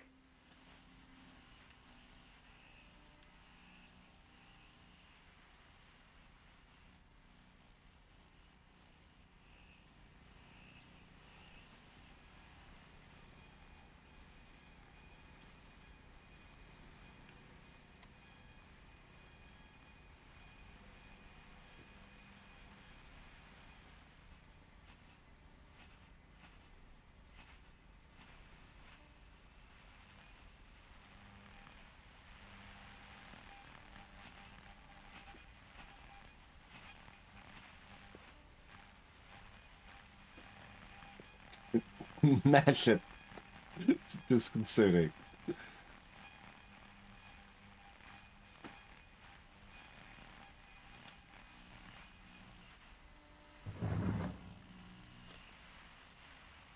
Goodbye, everyone. I can't believe I've been down here for 30 years.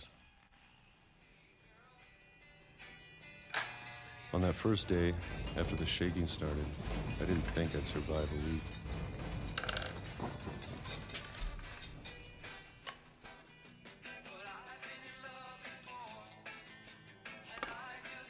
But after a few days, I settled into a routine. That's what kept me sane. Having a schedule, living for today. I always expected to be dead tomorrow. But if you wait long enough, you get used to anything.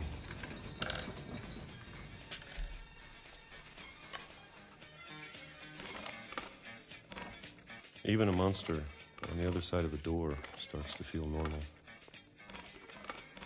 Almost friendly.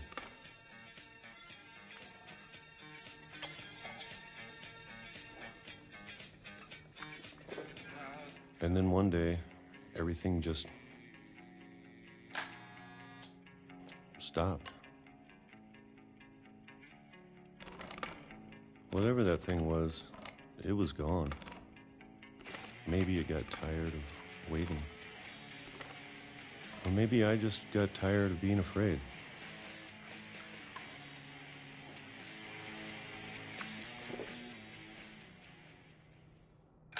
It's been a week now, the longest in 30 years.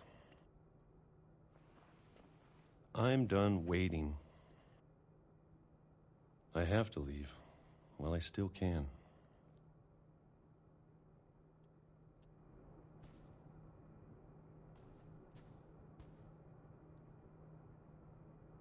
Need weaponry. Cracking the curse, the dark defense. Ghost trapping.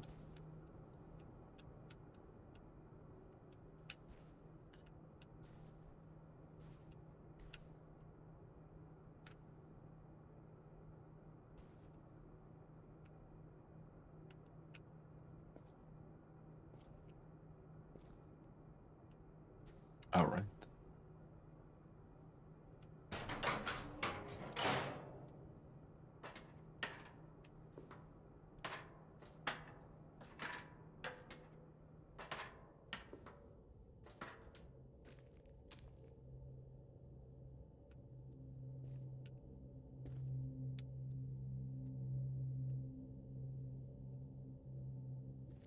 I know it's out there somewhere. Whatever killed Barbara and Molly and Calvin.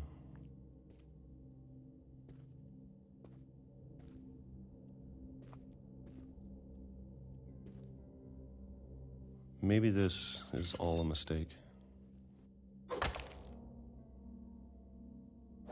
But I need to stop living the same day, even if it kills me.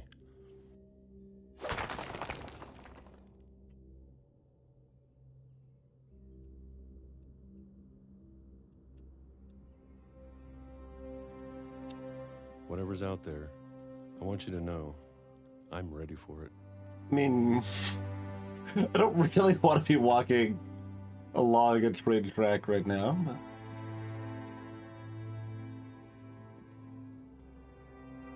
Huh.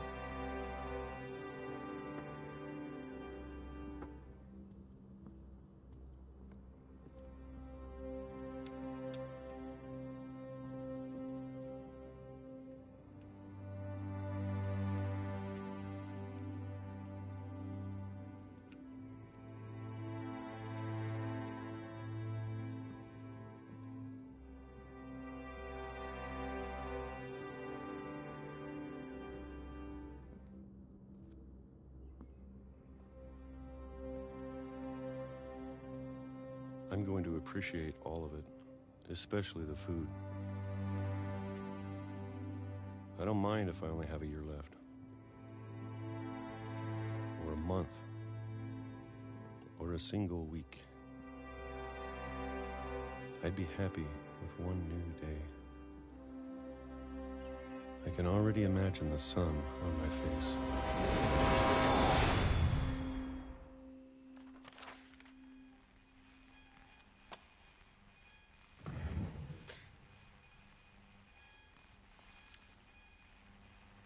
Walter died when I was 6. I can't believe my mom never told me he was down here.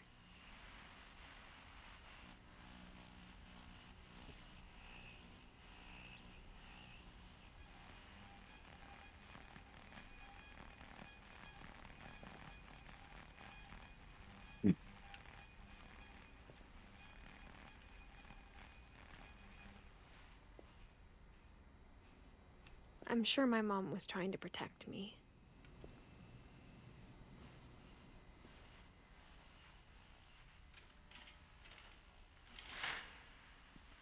Mm-hmm. Hmm.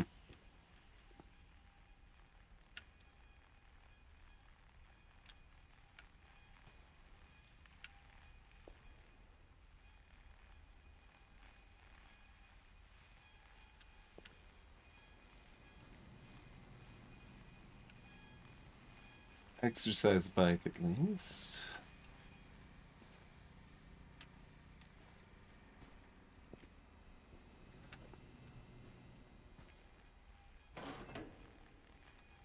Hello?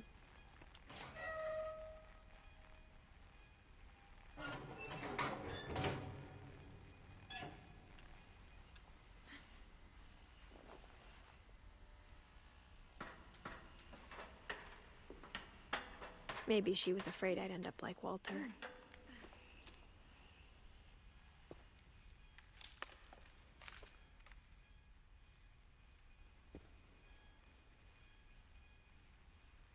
But if she never told me about an uncle under the house, I can only imagine what else she was hiding.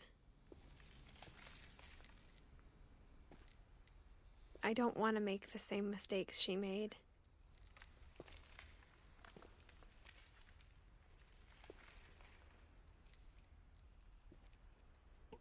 Monkeys.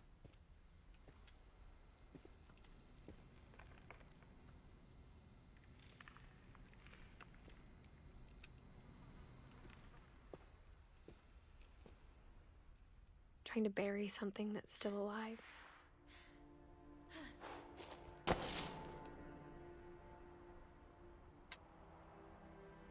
Now that there's only one of us left, or maybe 2,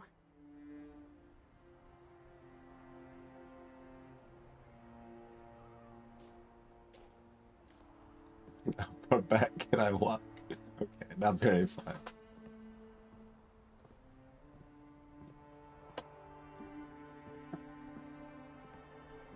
I thought it was time I heard the stories for myself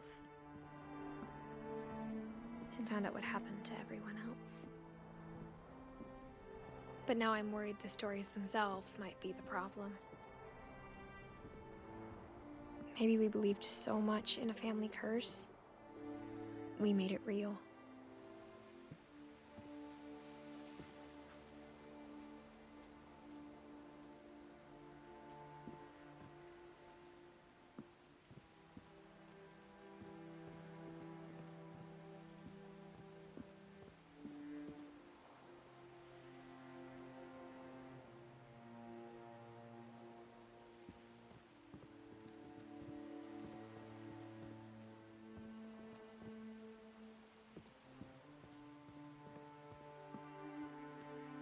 What? I don't know if I should even be writing this.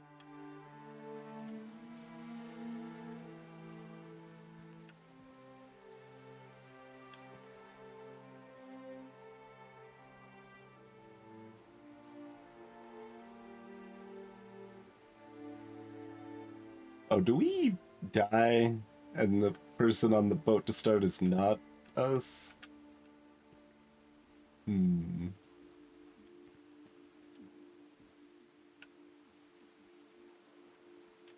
Hairs in the trees, certainly interesting.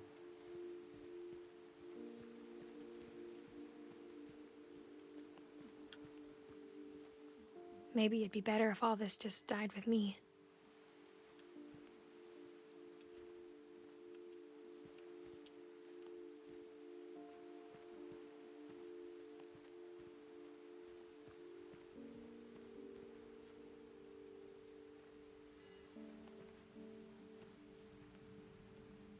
But I thought you should know about your family.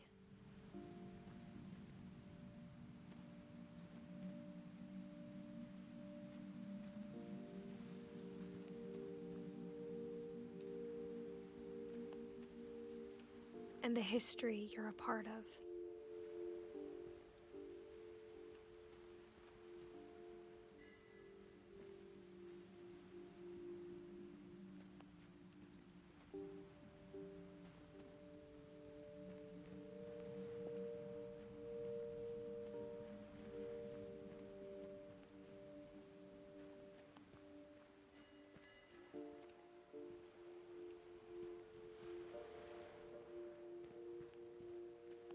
Nobody marketed this game to me as the most interesting kinetic typography in a game, but that appears to be the case.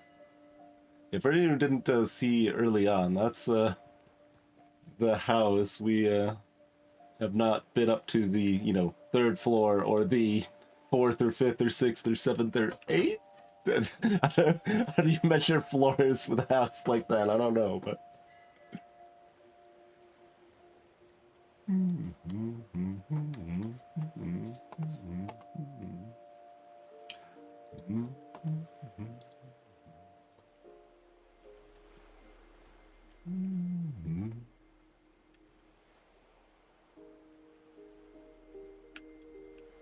Just call it the tower. Yeah, that's fair.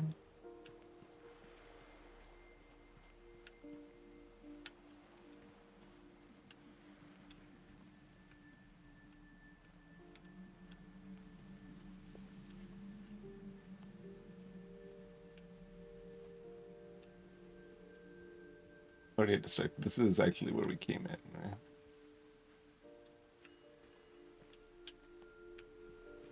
Yeah.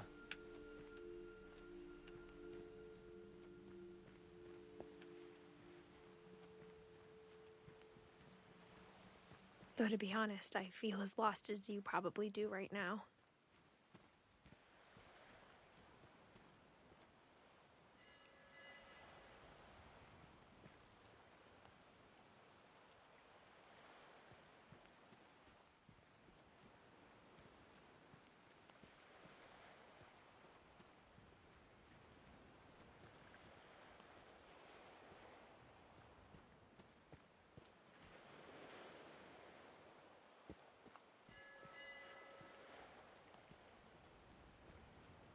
Bling, bling.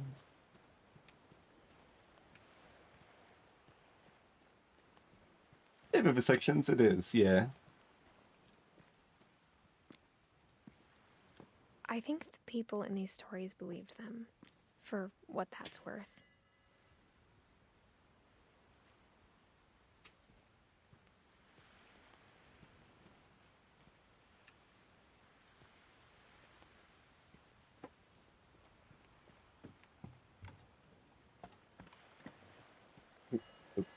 Particularly safe to walk onto.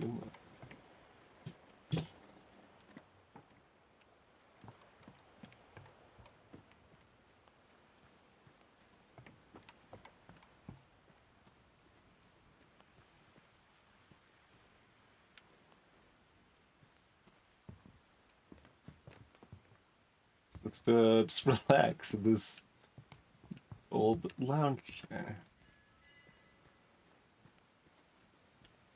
with the haunted solar lights.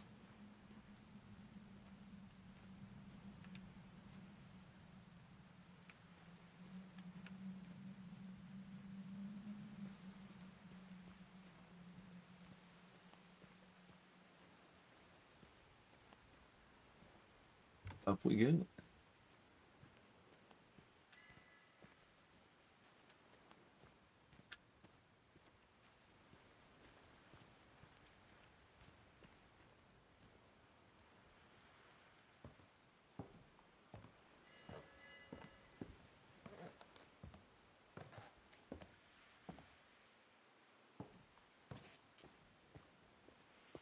And when you look at the house, that history of imagination and stubbornness and madness. Yeah, that seems like a good, succinct description. Any of it seems possible.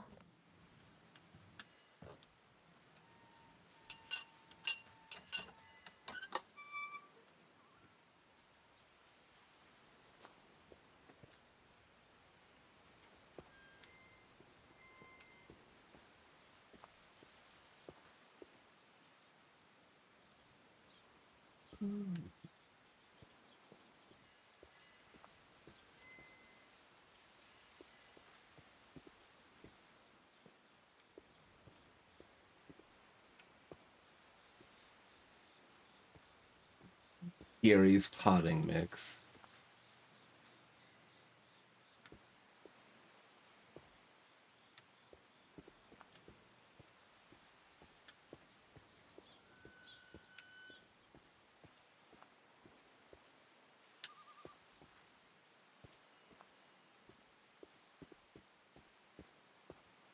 I think we've been surrounded by death for so long, we've just gotten used to it.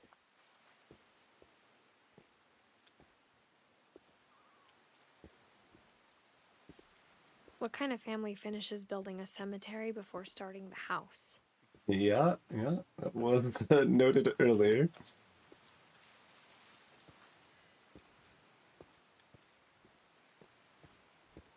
It's embarrassing for me to admit this, but the pet cemetery made me more uncomfortable than the human one. 3 of the gerbils are mine, and 2 had been my fault.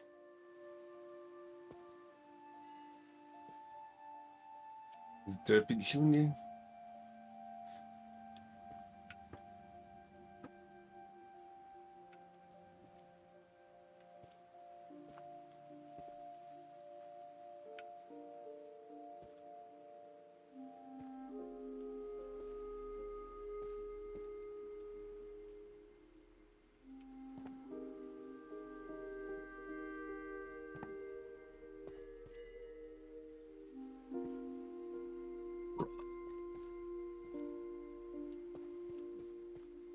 Sven built the house, but it was Edie who designed the cemetery.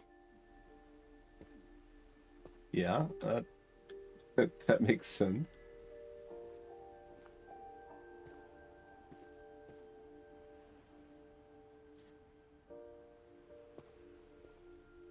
Huh. October 31st, both sides, huh?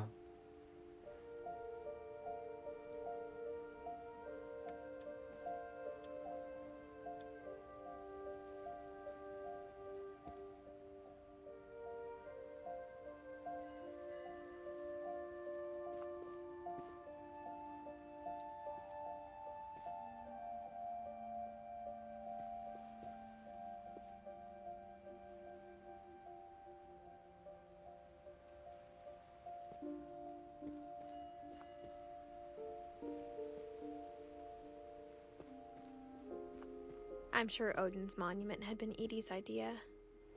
My mom was always trying to move on, but for Edie, the past never went away.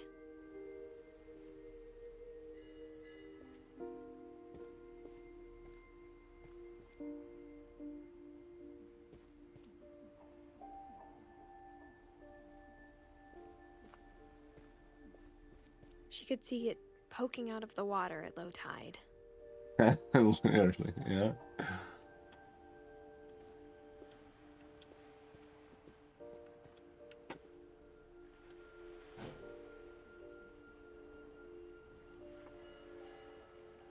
Edie said she dreamed about the old house every night.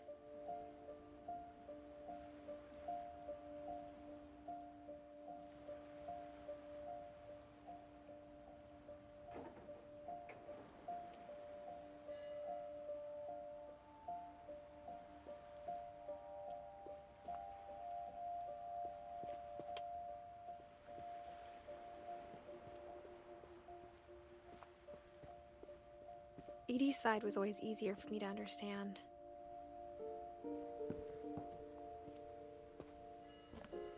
But the older I get, the more I can see where my mom was coming from. Her dad had been pretty strict, but it wasn't enough to save her brothers. She was just trying to do better.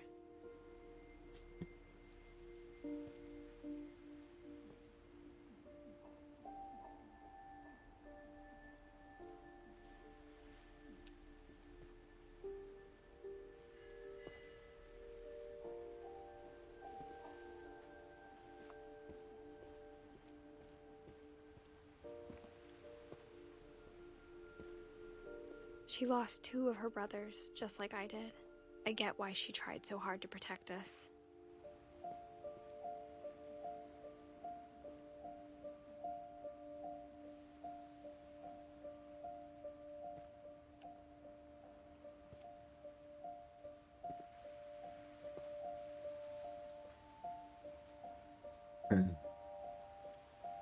We never found Milton's body, so my mom insisted we were putting up a monument, not a tombstone.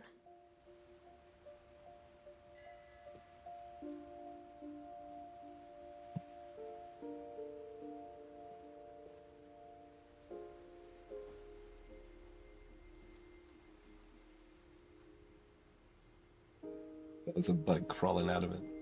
That was just the shadow. There's so many things I wish I could ask my mom now. Part of me thinks this is what she wanted all along. For me to come back someday and find everything out for myself.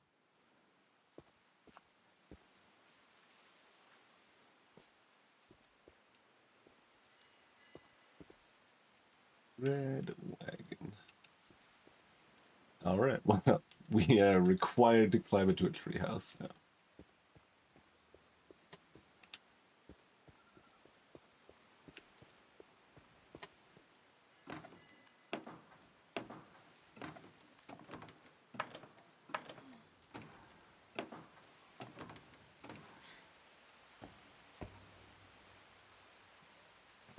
But looking back on it now,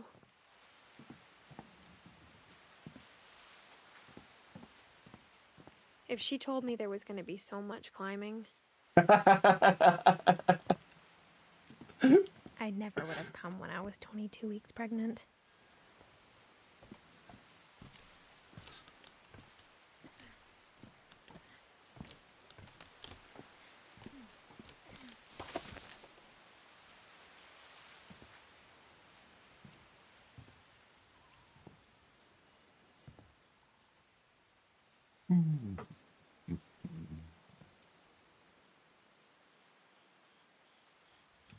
No carton feeders, I guess.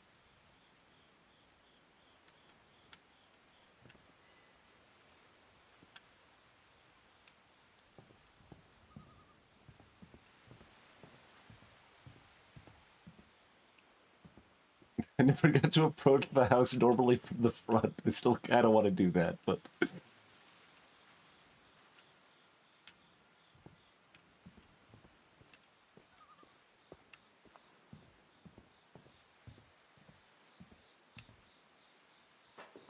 I never met Grandpa Sam, but I think he and my mom had a lot in common.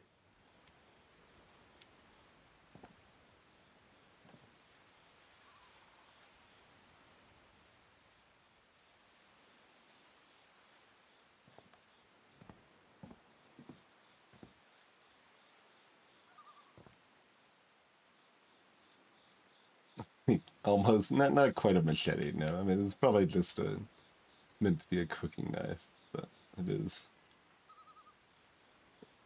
a thick handle, like, it doesn't quite look like a cooking knife. They were both pretty intense.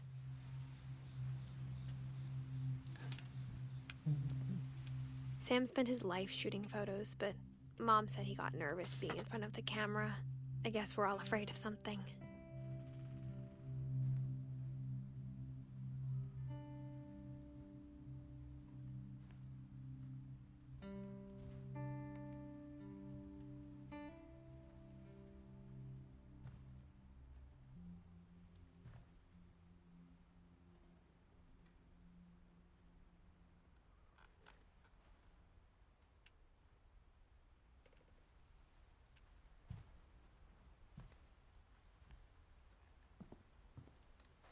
Look around at the other stuff before. Instead of hiding from death, Sam seemed to go out of his way to meet it.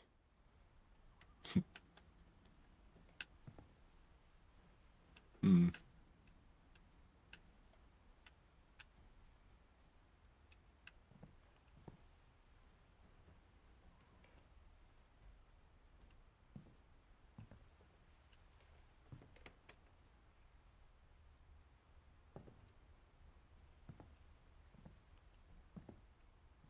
I think this is the first taxidermied animal. Well, I know we saw several books on taxidermy earlier. I don't remember if there were any other pets or such that had been preserved.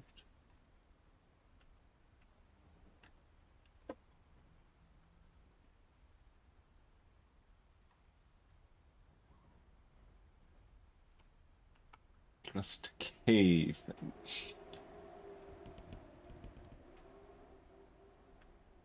We're in Washington. Well, an island off of Washington.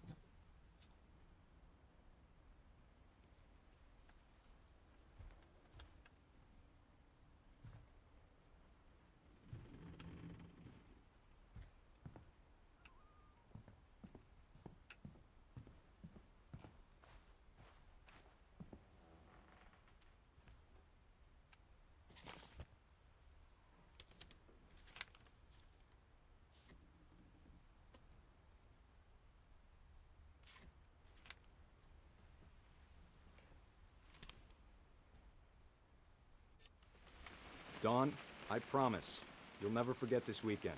Yes, sir. These memories are gonna last a lifetime. Mm-hmm. Am I gonna have to shoot anything? It's a hunting trip, Dawn. Shooting is strongly encouraged.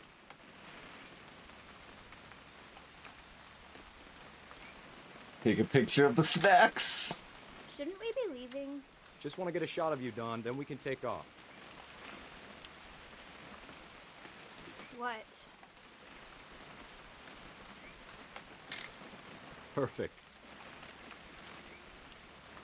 It's gonna rain the whole weekend, isn't it?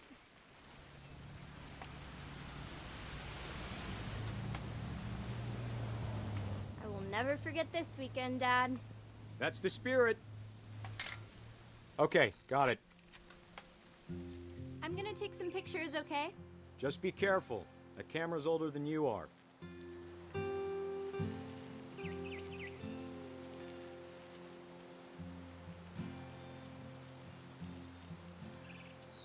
You're right, Dad. It's starting to clear up. Still freezing, though.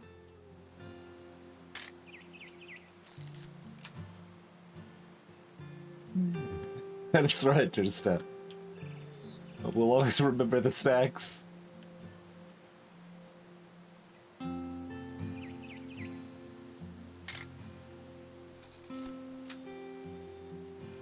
Definitely should not have drunk all that coffee. Hold still while I take a picture of you. I definitely won't be moving. Are you done yet? Does it say? That's a keeper. Nothing quite like being outside. I'm just saying, I'm not always gonna be here, Dawn.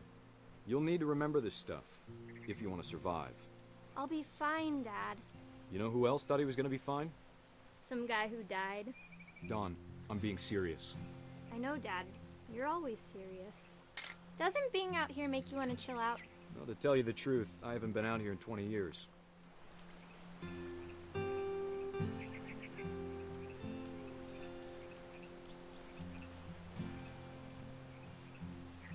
Last time I was with my brother Calvin. Man, that was a great trip.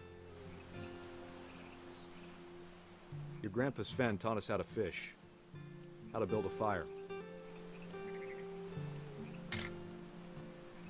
We found an old logging trail. There were deer everywhere. I bet if I could remember where that trail was, we'd spot a buck for you in no time. Give me a minute to check the map. More snacks. Yes.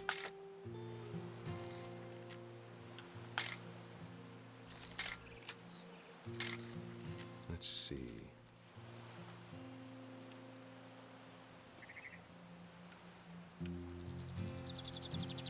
Dad! Good eyes, Dawn.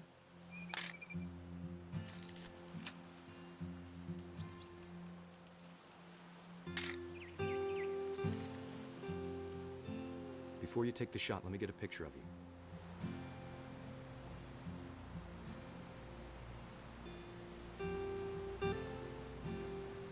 I hear like a vague foreboding in the music.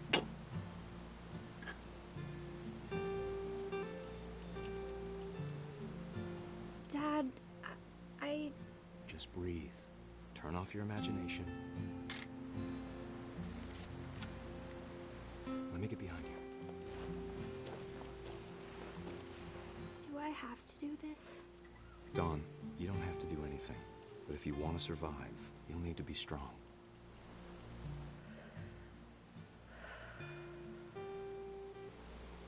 Now keep yourself squared up, elbows down, like we practiced, whenever you're ready.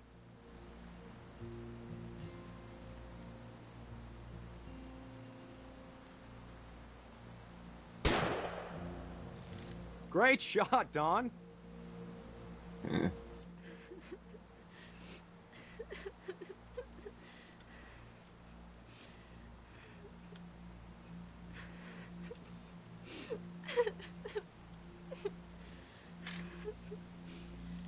I'm proud of you, Dawn. Always remember that, okay?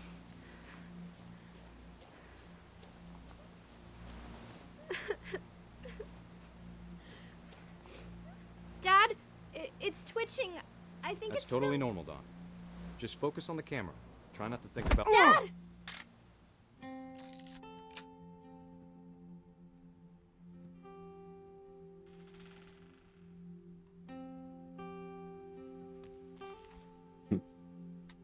Of all these stories, that's the one I wish most that my mom had told me.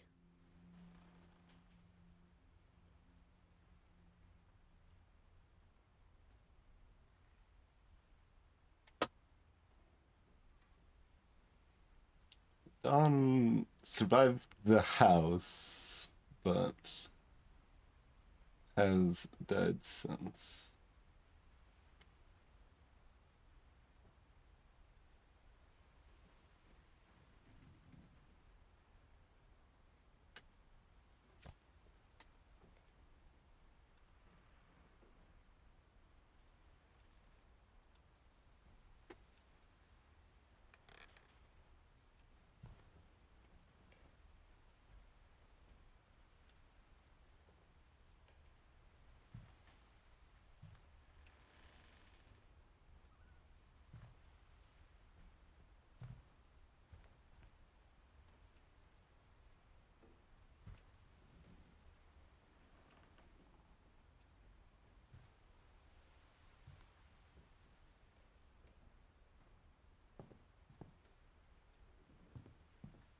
Alright, well, what other secret compartment are we going to find now?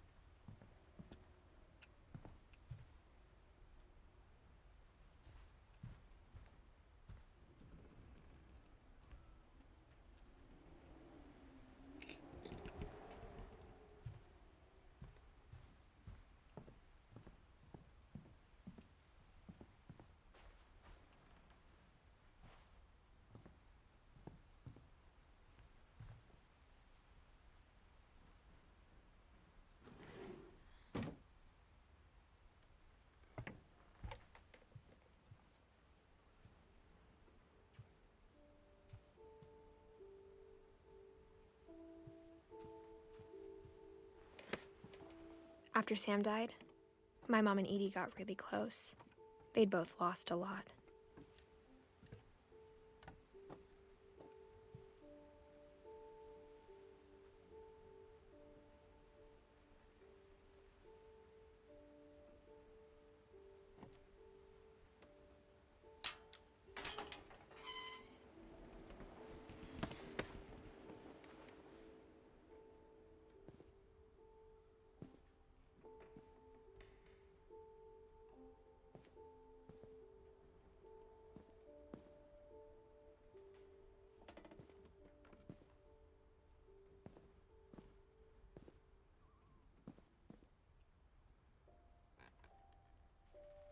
Oh, there's multiple, right?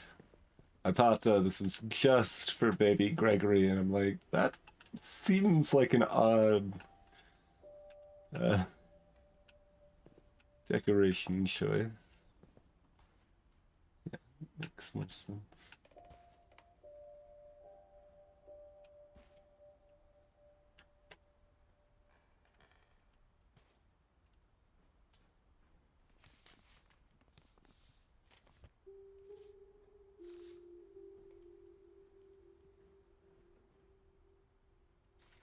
Dear Kay, do you remember the way Gregory used to laugh when he thought he was alone?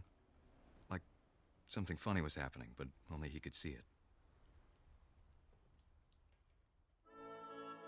I think he saw things the rest of us don't.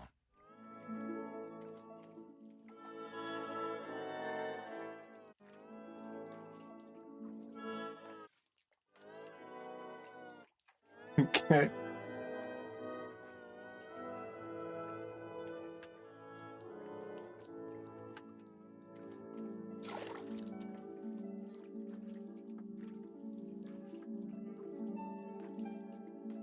Yeah, the frog's going.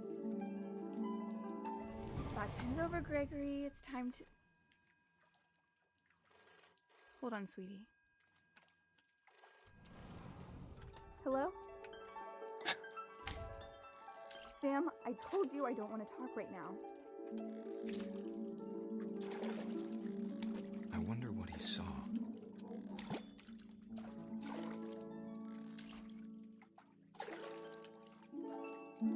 What his world was like.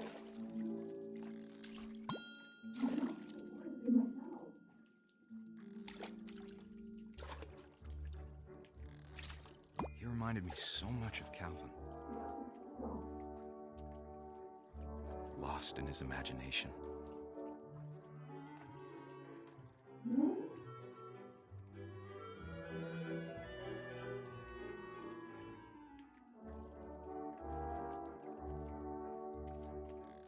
Whatever it was he saw.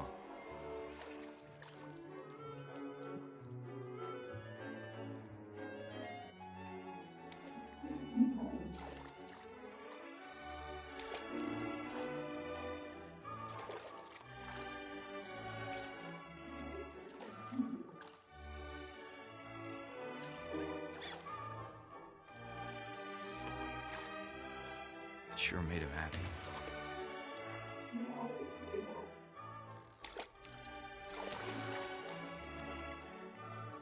It's crowded now.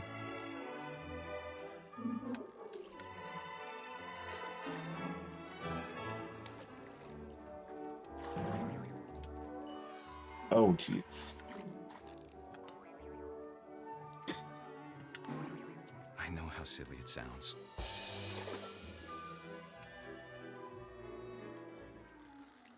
That I worried about a baby being too happy. But I could feel him slipping away. Sorry about that, Gregory. I know you did everything you could. Maybe if I hadn't called that night. Damn it. Hold on, I don't want Gregory to hear this.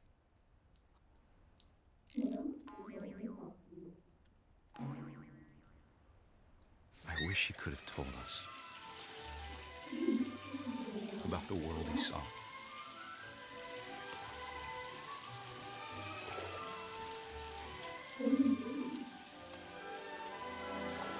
There's so much I don't understand. About Gregory. About everything.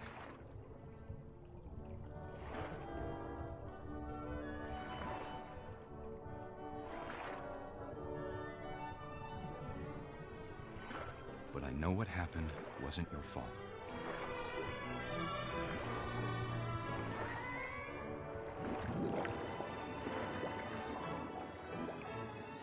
I'm sure he's happy.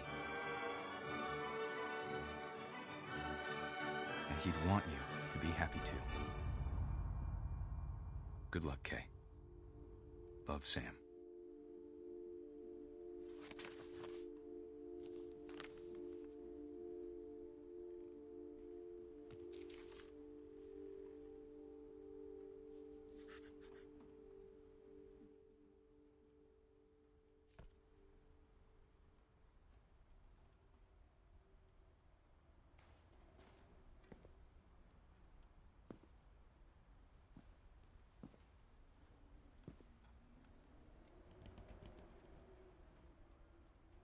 Don's lack of bed is certainly suspicious.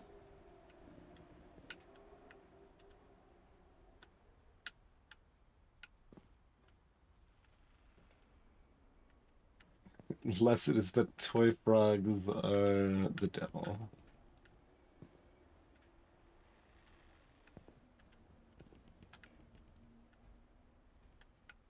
I can't imagine my mom ever writing poetry, and yet...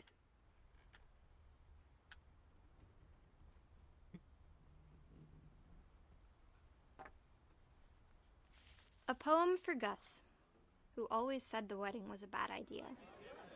Our father never hit us kids, at least not very hard, before the day my brother said with teenage disregard that he'd be dead before he'd see a wedding in our yard.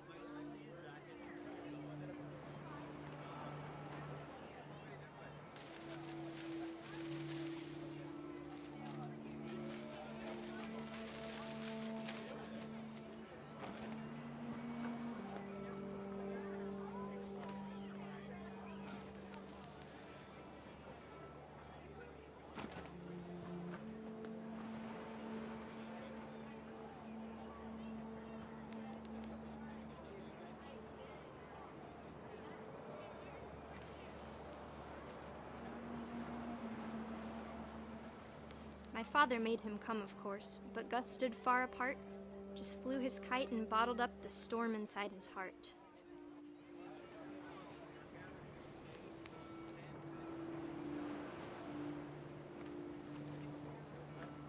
I tried to talk him out of it, but though he'd never met her, "We don't need a stepmom," were the words that I remember. Husband and wife. You may kiss the bride.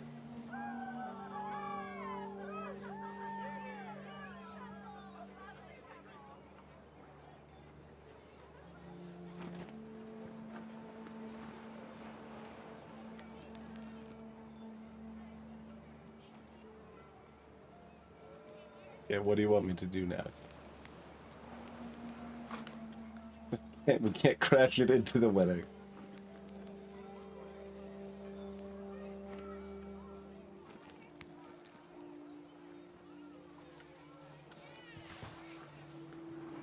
When the time for photos came, Dad ordered him to come here. But Gus declined and as a sign held up his middle finger.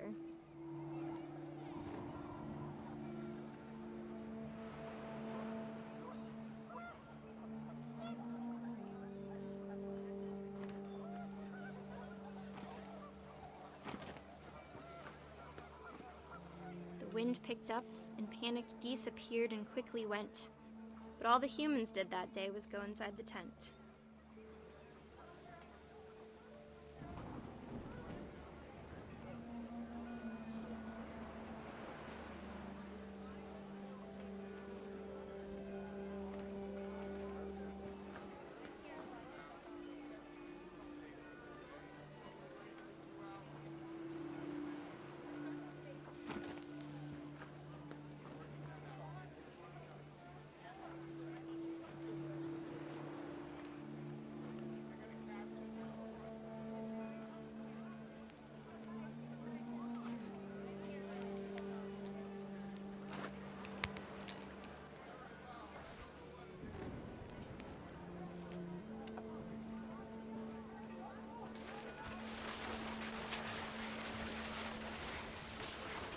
rain came down in buckets then, but no one seemed afraid that nature might destroy the tent our dad had crudely made.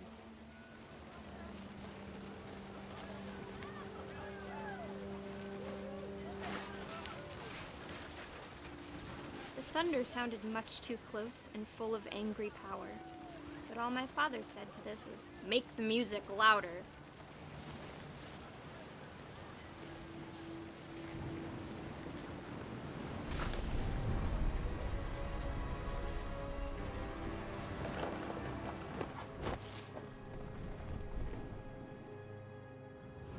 I wish that I could truly say I thought about you on that day.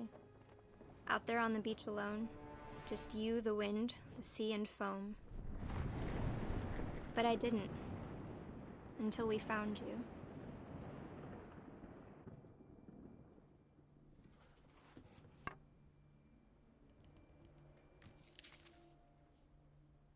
She never talked about him, but Mom told me once if I was a boy, they were going to name me Gus.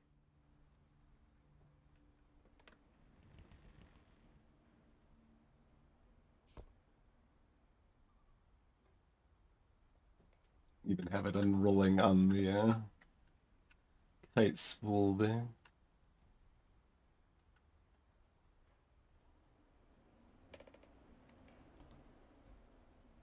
Ready, set, dead.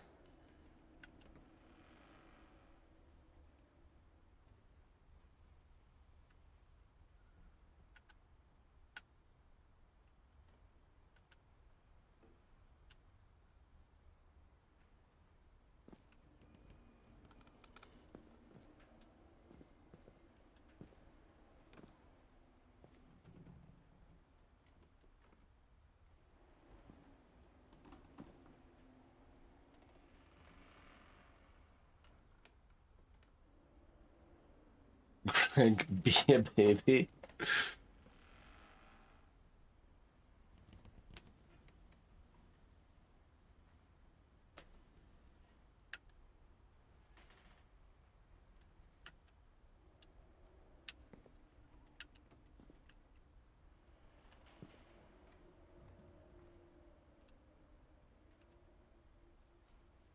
I have not seen a fire extinguisher that old.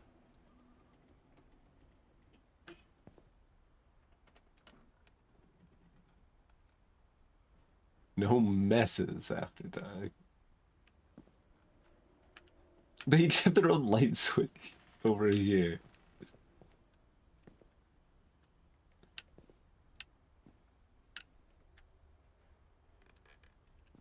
Oh god, and then you've got the like wake up horn.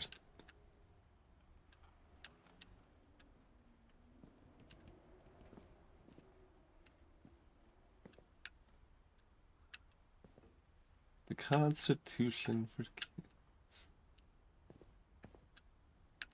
There's the jump ropes, climbing wall. I'm gonna have to climb the climbing wall, aren't I? My mom moved up to the loft after her brothers died. At the time, it was as far away as she could get.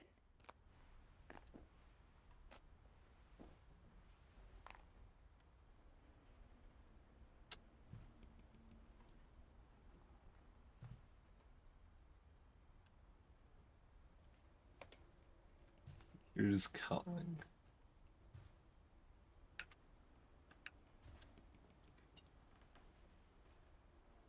Religion was another thing my mom never talked about, but I think it helped her a lot after her dad died.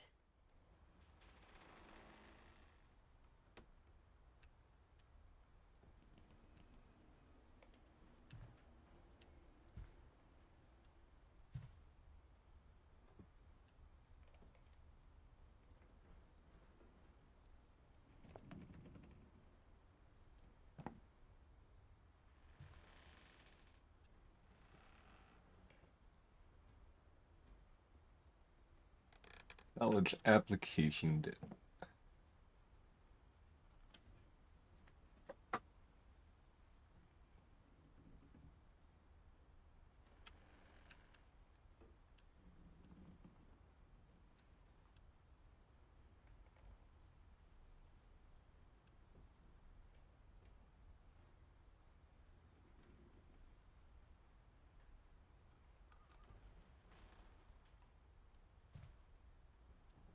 She spent a summer building houses in Calcutta, where she met my dad, Sanjay.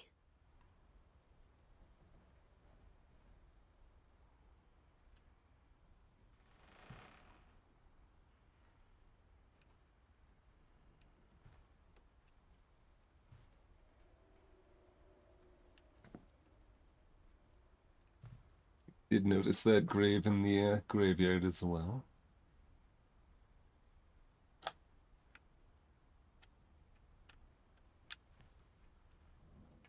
My mom moved to India a week after graduation and got a job teaching English.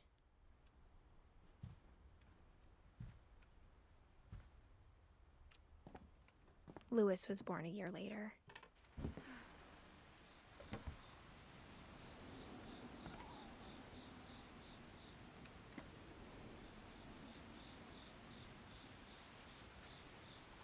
These go up. When my dad died, I don't think Mom knew where else to go. I'm sure Edie was happy to have her back.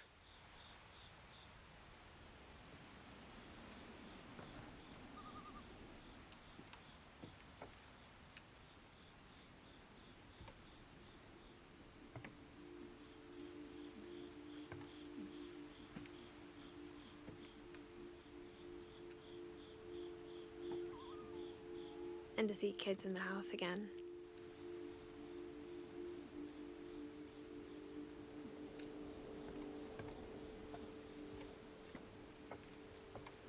The house had to get a little bigger, but Edie was used to that.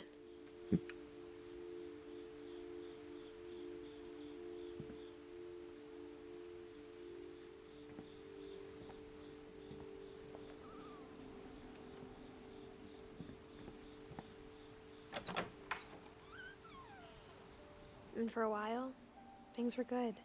Almost normal.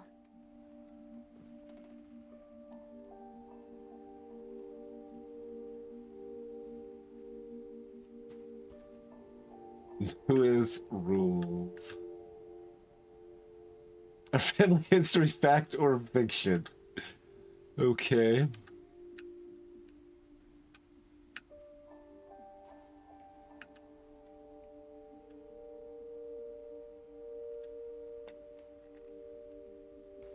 Reading is a hoot.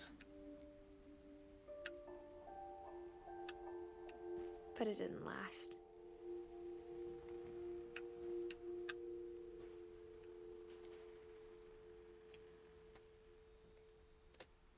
I mean, we do have a Greg in this game. That's...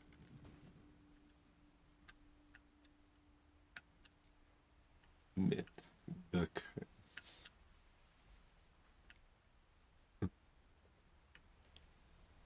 Yeah. Trifold on family curse. Dungeon master.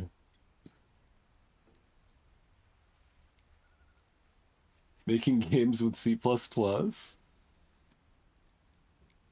Level up breaking games. Yeah, there's a lot of game programming stuff. When she had the pretty early computer there.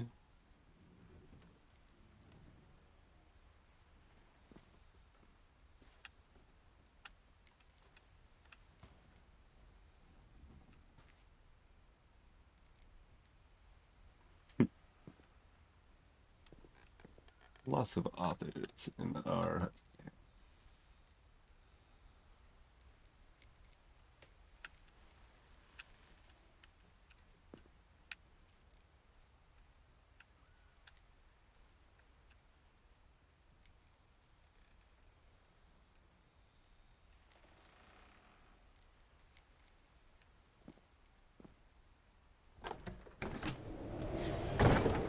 The beginning of the end was Milton's 10th birthday, when Edie gave him a castle.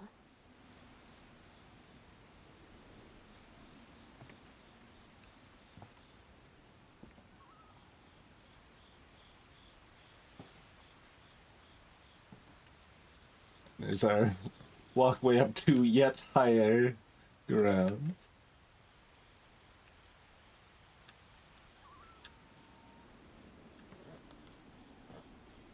And another sealed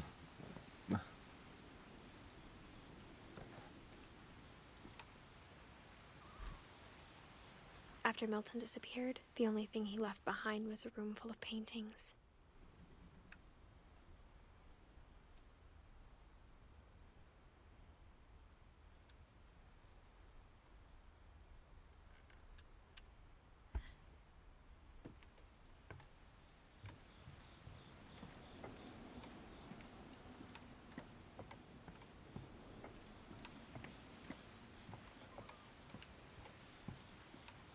Passageway into this room, not as hidden, turns out.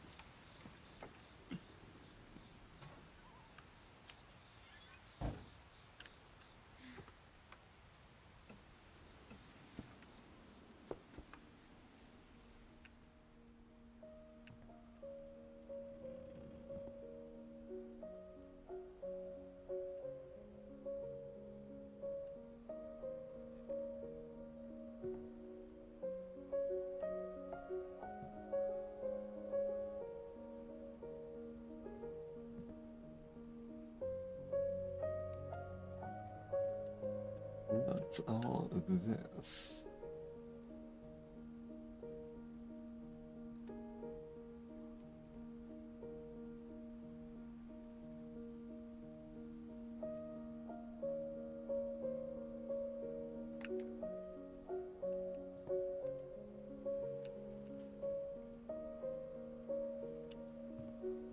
Oh.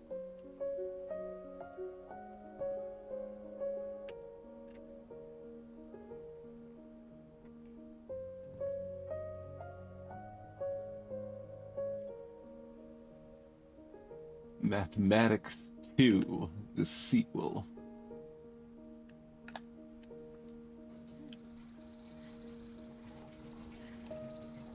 Oh, we got a counterweight on this thing. Made it easy. Yeah, look at that fanciness.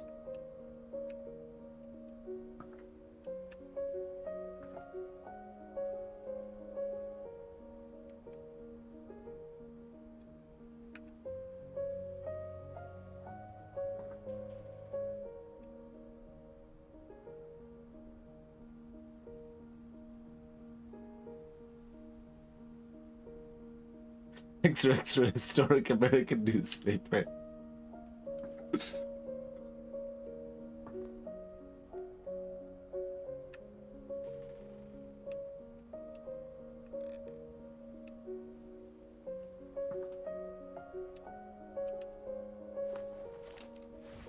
Milton Finch in The Magic Paintbrush.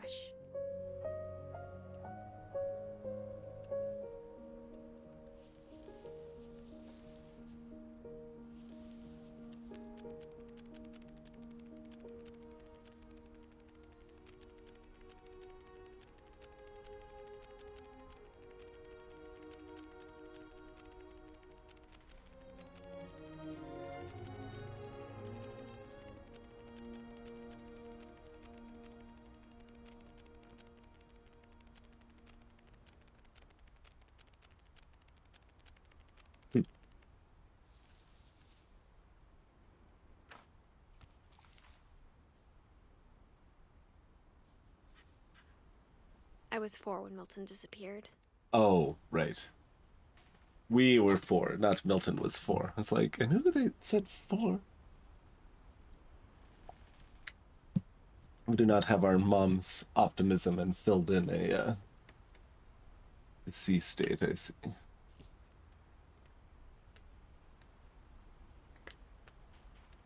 Greetings, enigmatic Rispo. Oh, Ripo, rather. Welcome.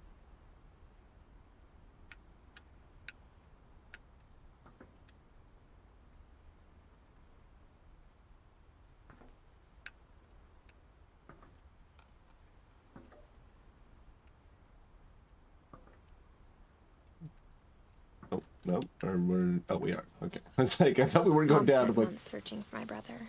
Then she sealed the doors.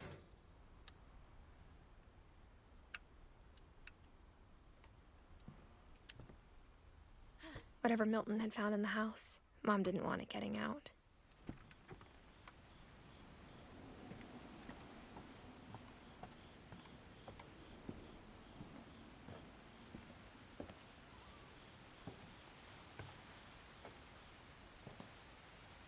Mom definitely blamed Edie, but I think Lewis blamed himself.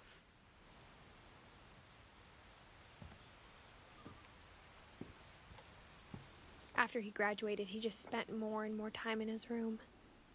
Until Mom got him a job at the cannery.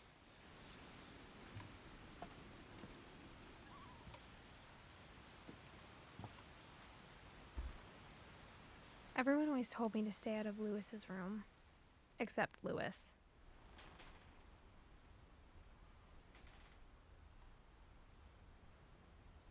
It's a bit trippy. Oh, there's yeah, there's a weed poster in there too, sure. Yep. Yep, that all tracks.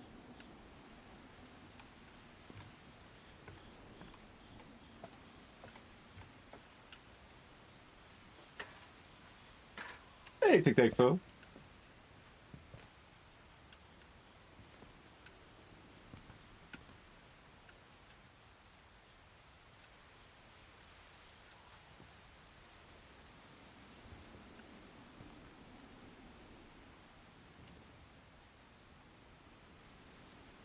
Still not ready to go to the ultra high, like, tech outhouse up there. Let me look up here. Oh, okay. Well, I see. Touche again. So if we explore Lewis's room, we'll climb up the pipe. That's fine.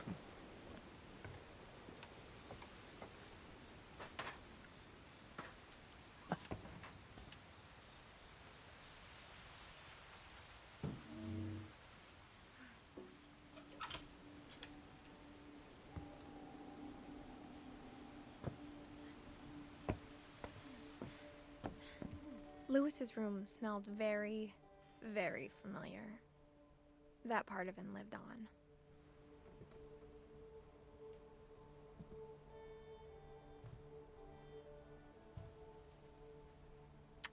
Wonderland Turbo. Most similar to, yeah, PS1. Yeah, memory discs there as well.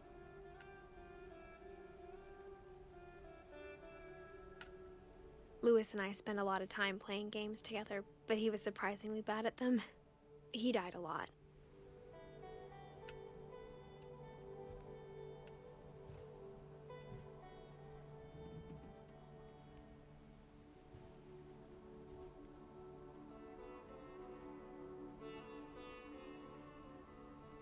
It's pretty...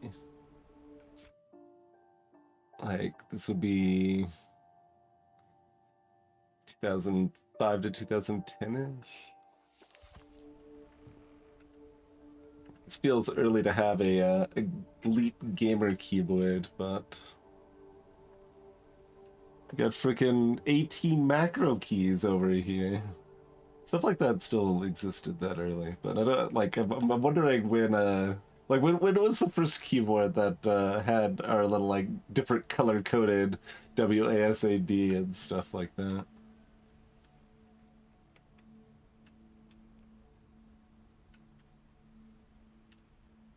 Monitors are still not widescreen, which is what they should be for this era. But... and then we got the wireless headset even.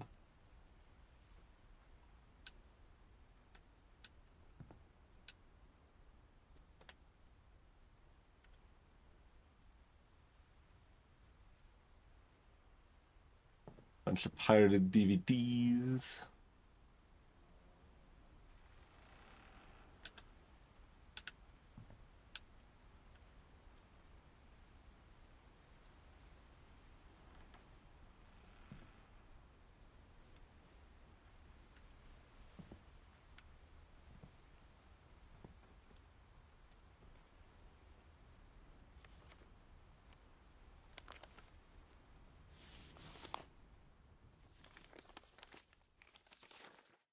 Dear Mrs. Finch, as Lewis's psychiatrist, I can understand your desire for an explanation.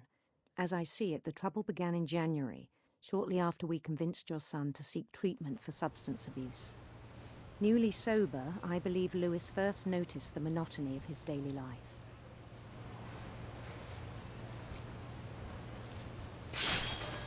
He kept working at the cannery. But he withdrew part of himself. In our sessions, I saw the same behavior. His mind began to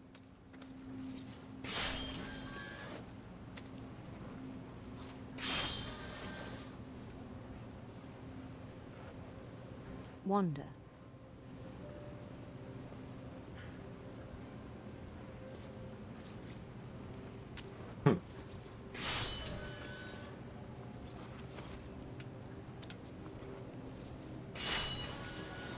I asked him to describe it. He said he started small, imagining a labyrinth.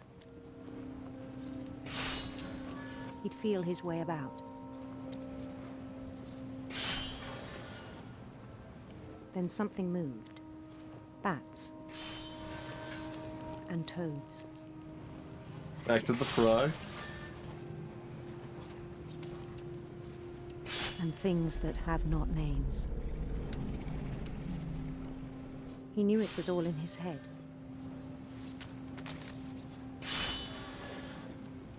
But he took it very seriously. I had hoped he'd find himself. I'm controlling both of these, if that's not obvious. Kind of interesting.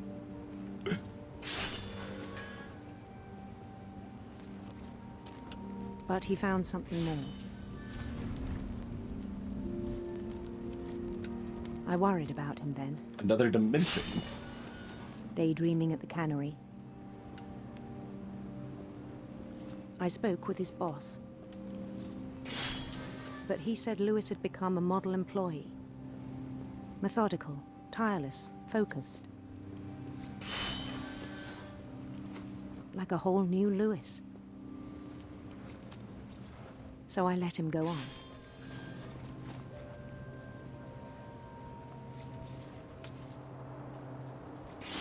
I even encouraged him. It seemed very promising at first. He told me he'd made a new friend.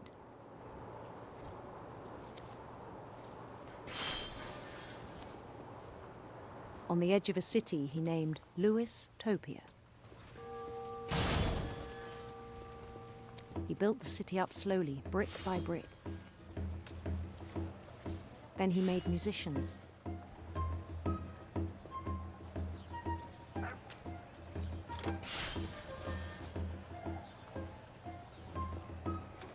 And songs for them to play. He talked about starting a band. Got a whole party. And he was always humming something. Every day his imagination grew stronger.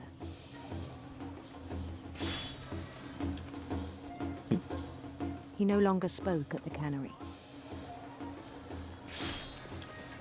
But his chopping was as reliable as ever. Then one day it struck him that all the cheering crowds, even the stones under his feet, were all in his imagination. So he could do whatever he wished.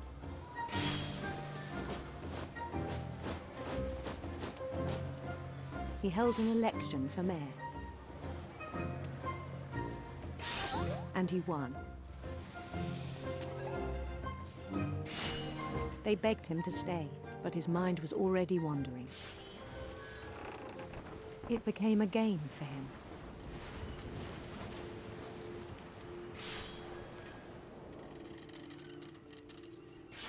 The game? Conquer a city, then immediately push on. Sid Meier's Pirates. New Louisville. Still not very creative with those names, Louis. St. Louis.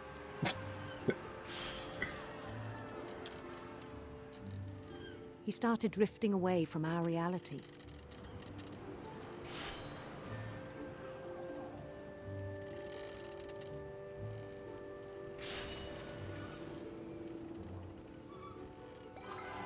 Minneapolis. Minneapolis, of course. until one day he forgot to go home from the cannery. Even as his mother pleaded with him, part of Lewis kept sailing on.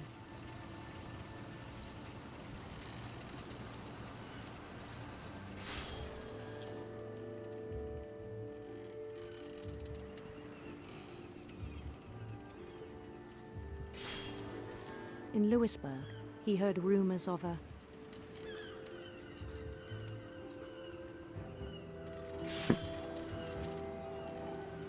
beautiful prince.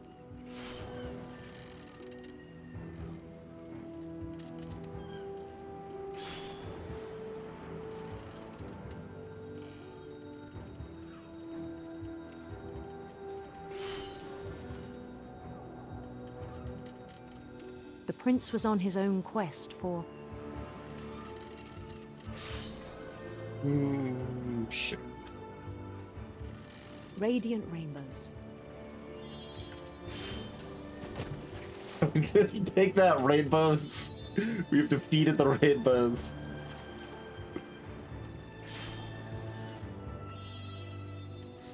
We'll let that one stand. He followed the sound of his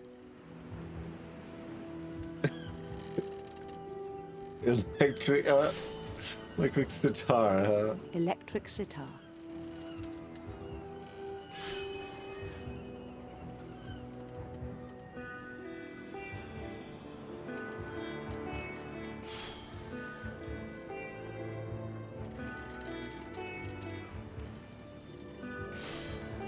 His chase led him to a golden palace east of the sun and west of the moon.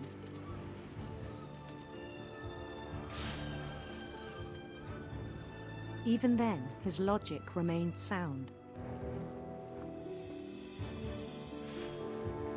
He knew the world was all in his imagination.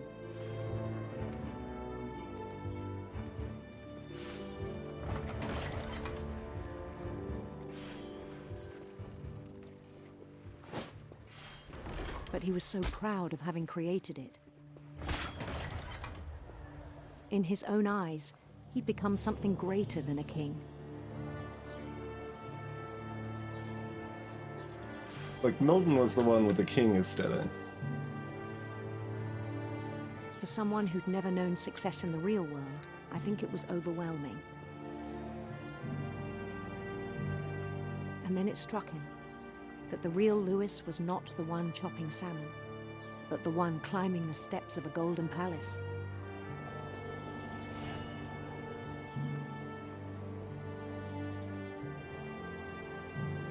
My imagination is as real as my body, he told me.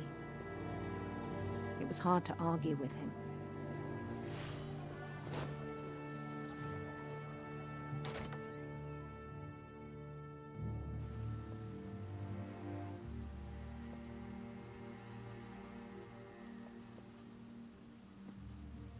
Well, this is not particularly palatial.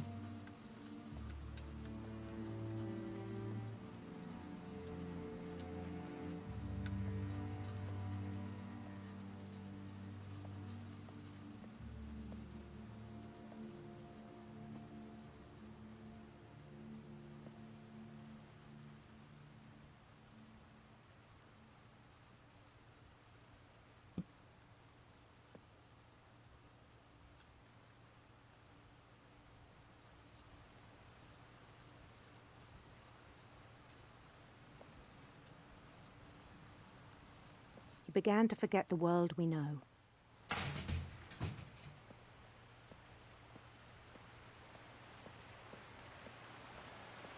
I think it pained him to remember Lewis, the cannery worker.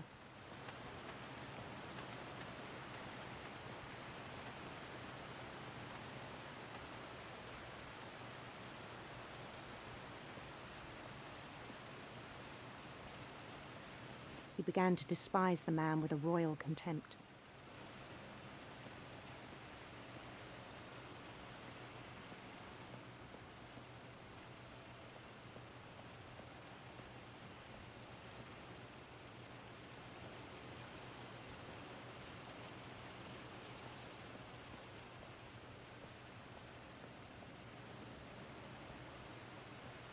We cannot interact with ourselves.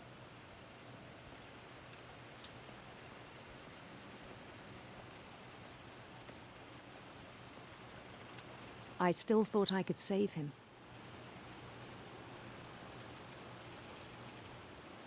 Even after he said he was being crowned king over all the lands of wonder.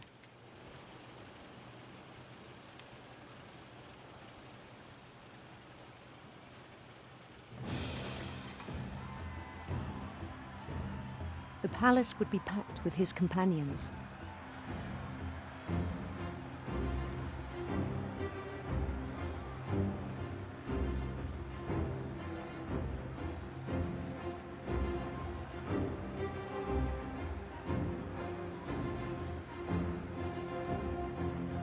Waiting for the symbol clash. I got him, but... Including the wise Calico who'd insisted on inviting him.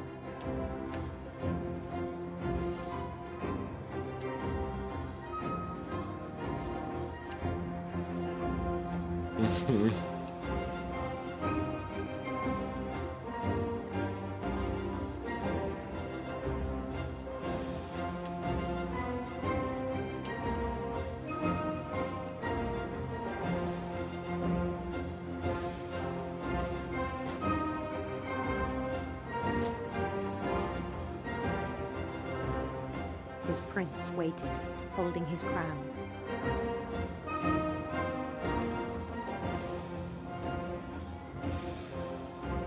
There was only one thing left to do.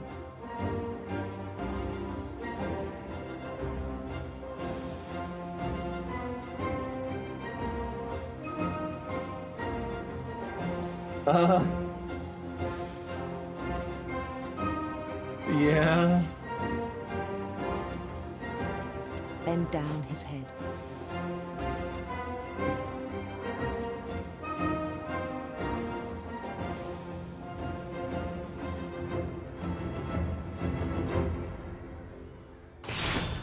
And the rest I think you know. Mrs. Finch, your son was a kind man who will be missed by all of us who knew him.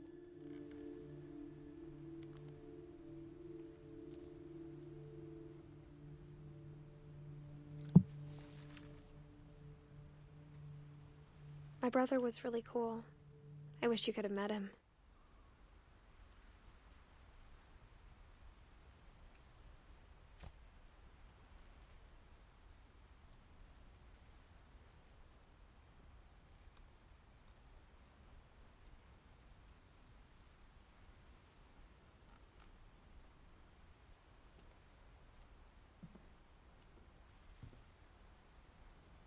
There, Lemmy.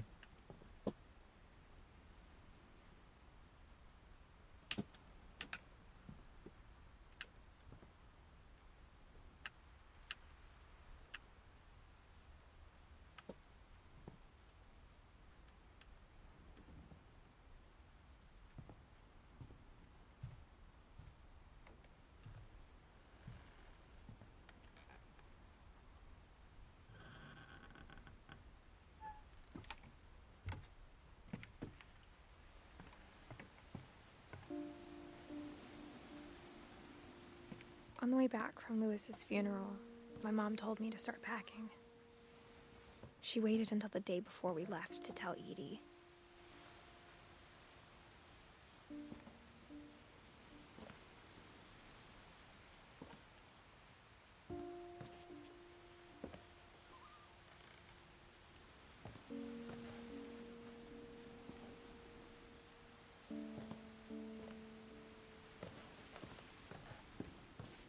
I'm not sure if she wanted to make it easier or harder.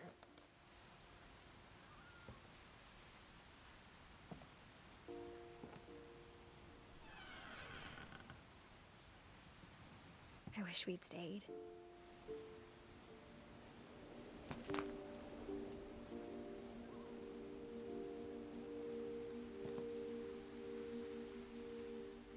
But I understand why we left.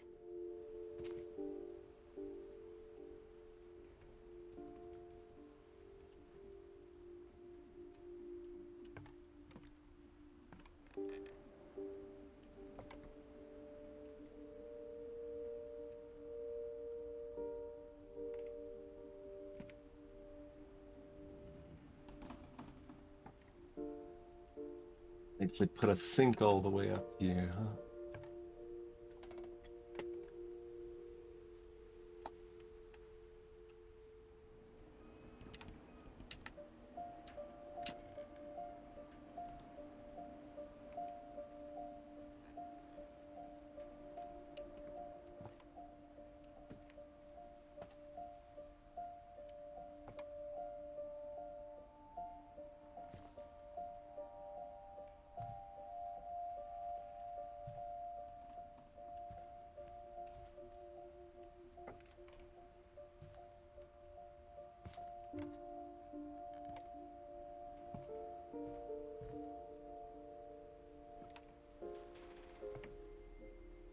My mom ended up leaving everything behind.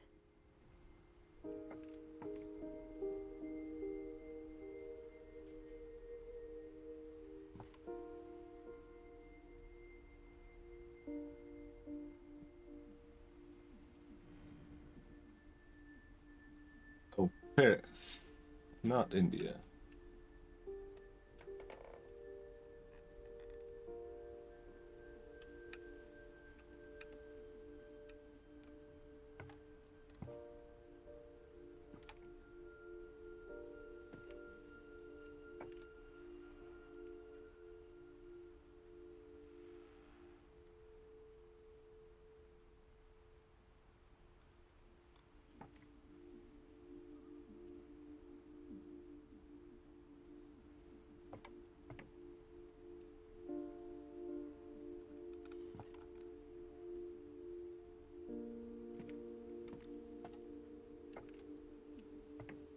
What happened that night had been coming for a long time.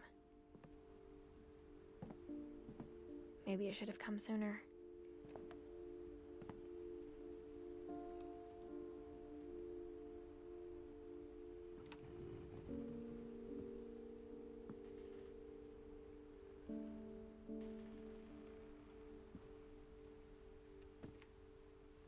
But it had to end one way or another. All that's left now is to tell you about that last night. Also got a jellyfish stuffed in.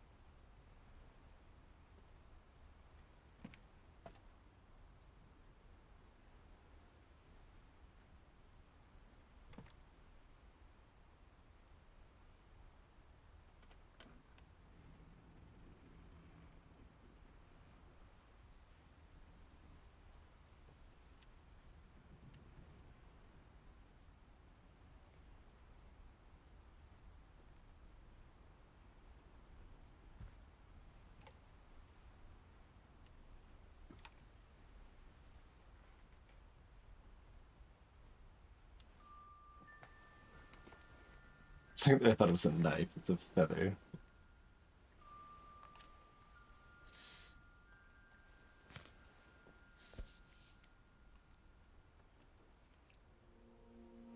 That whole last day, Edie just watched us pack and didn't say a word.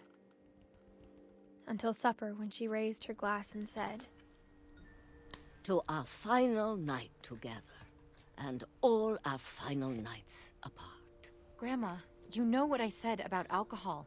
Some of your medications are very Edith, specific. I left a present for you in the hallway. Why don't you go open it?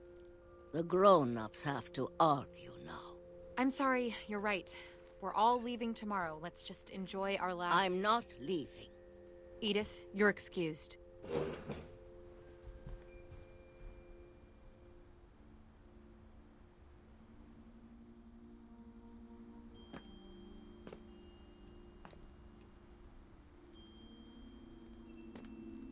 The power had been shut off that morning, but Edie always had plenty of candles.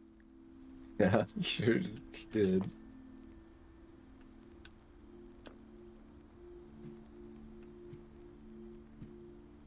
When my mom sealed the library, I don't think she knew about the other entrance.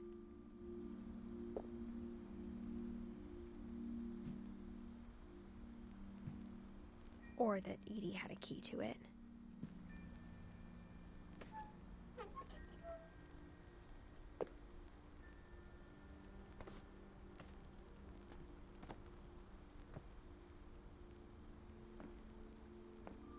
That thing you're afraid of isn't going to end when you leave the house.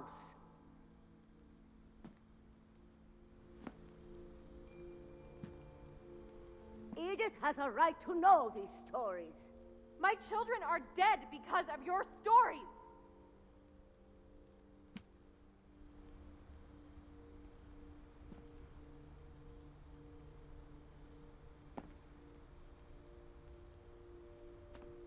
I think it's best if Edith and I leave tonight.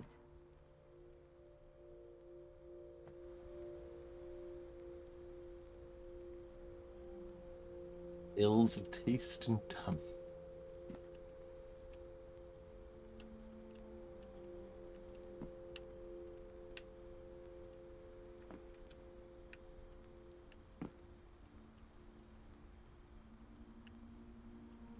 Frog is not a good omen, we've established. We'll have the nursing home send a van for you in the morning, okay?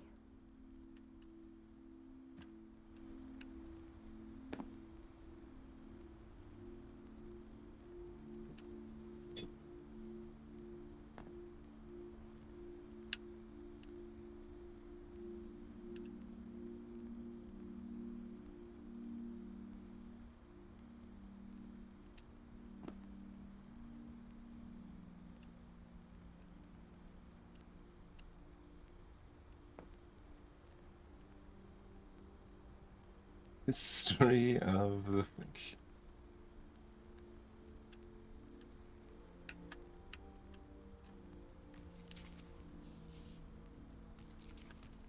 Dear Edith, there's so many stories I wish I could tell you, but there's only time for one. This is about what happened on the night you were born. That night, the tide went way, way out.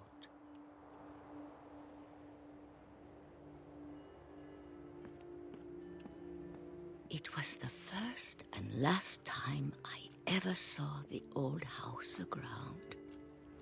There'd been an earthquake out in the middle of the ocean. They called it the lowest tide in 1,000 years. God, it smelled awful. You know, I've seen that house every day of my life.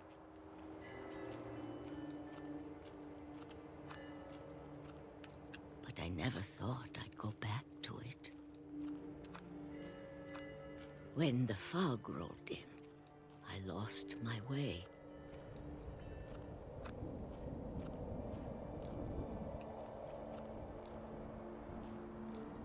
I got turned around.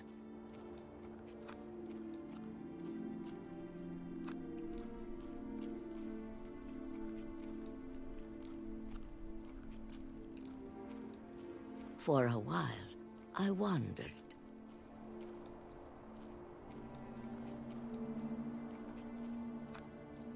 I started seeing things.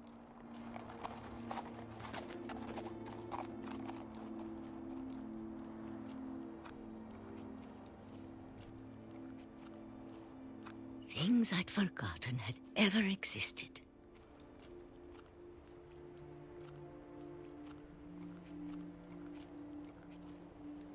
But when I saw them, they felt like old friends.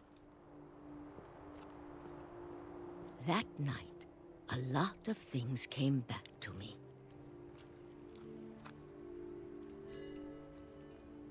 Or maybe I came back to them.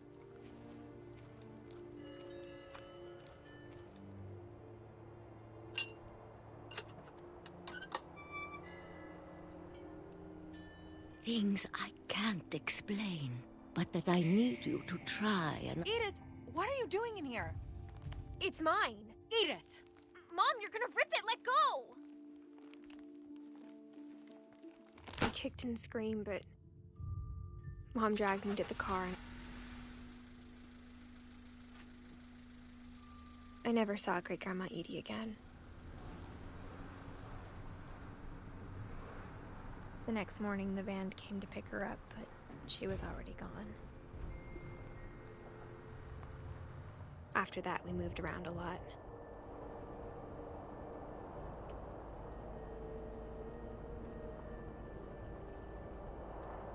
We both tried to make the best of it.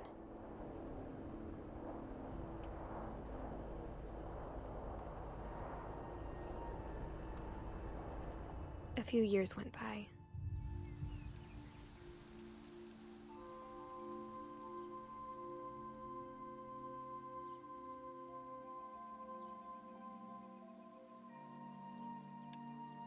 Oh, we're not gonna blow on it. We just gotta shake My it. mom didn't like to talk about it.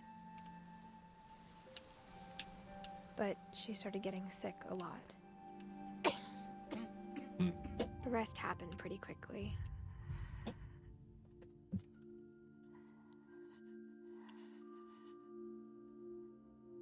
She got better for a while,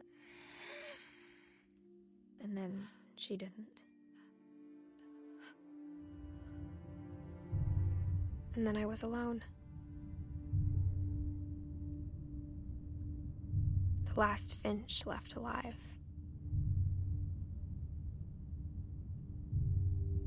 Until I found out about you. I'm still not sure what to tell you about all this. If we lived forever, maybe we'd have time to understand things. But as it is, I think the best we can do is try to open our eyes. And appreciate how strange and brief all of this is.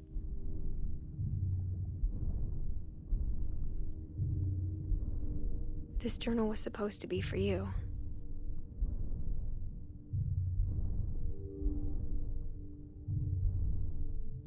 Supposed to.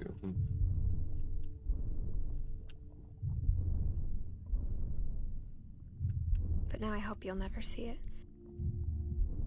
I just want to meet you and tell you all these stories myself. But I guess if you're reading this now, things didn't work out that way.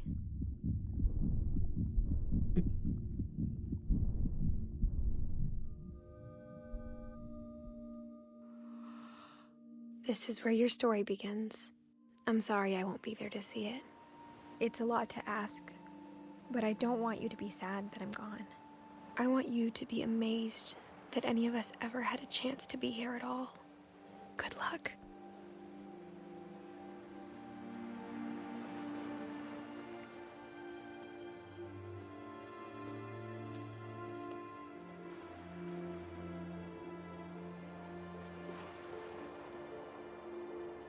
Yeah.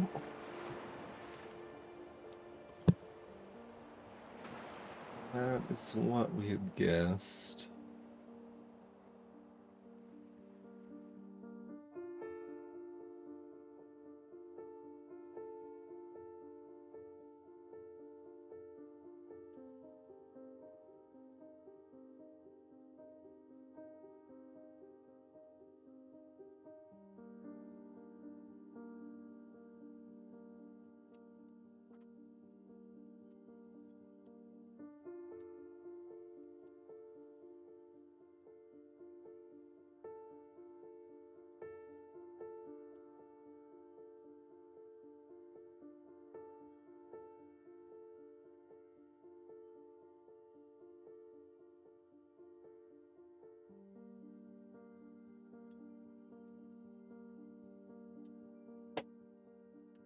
Well, I suppose that's an Edith Finch in the bank. Always a bit of a different streaming experience when like I kind of actively need to be talking a lot less than normal and trying to balance, you know, having fun with it, joking without destroying the gravitas of more emotional moments and stuff.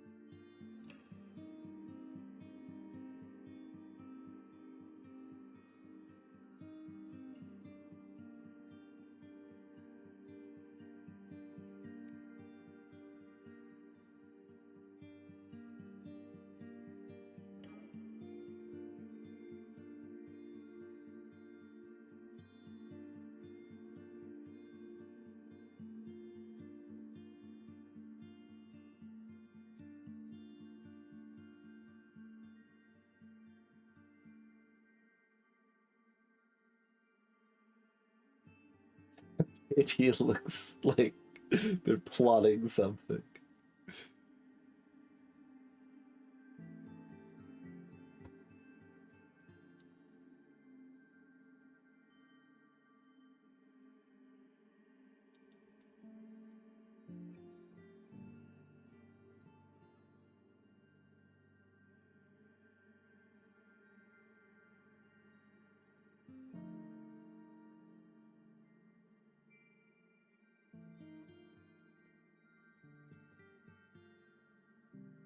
But the snake might have fared better in like a terrarium than a bird cage, by the way, Edie, but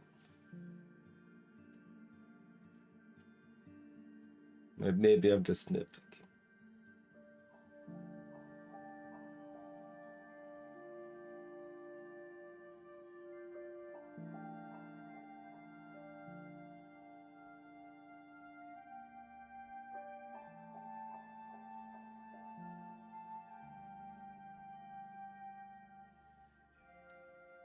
Special thanks to Scarred for Life, too.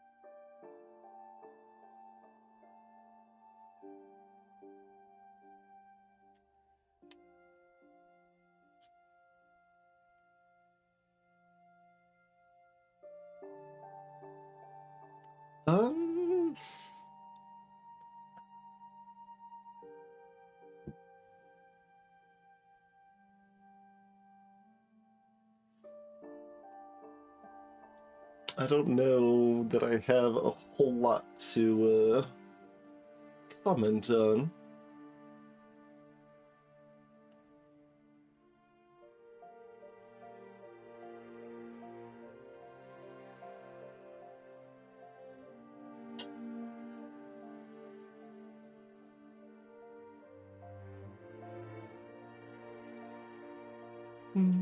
Who wants to go fly a kite?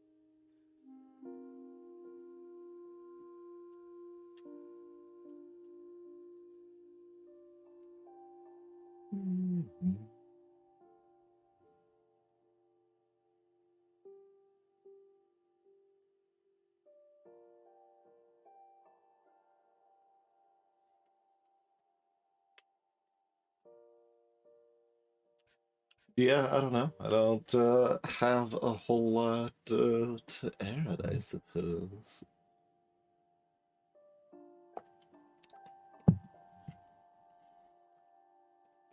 I'm not entirely sure how I feel about it.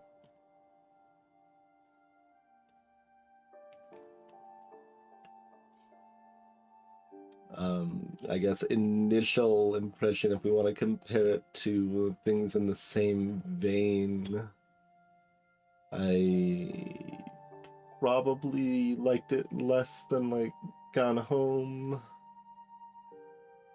or Tacoma, but still reasonably enjoyed it, found it interesting.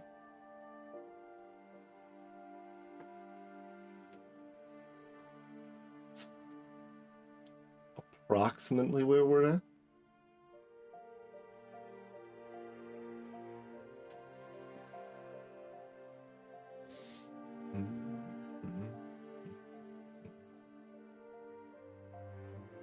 It has I mentioned this once during the play there, but better kinetic typography than I have seen in anything else, certainly. They spent a lot of time on that text effects and stuff.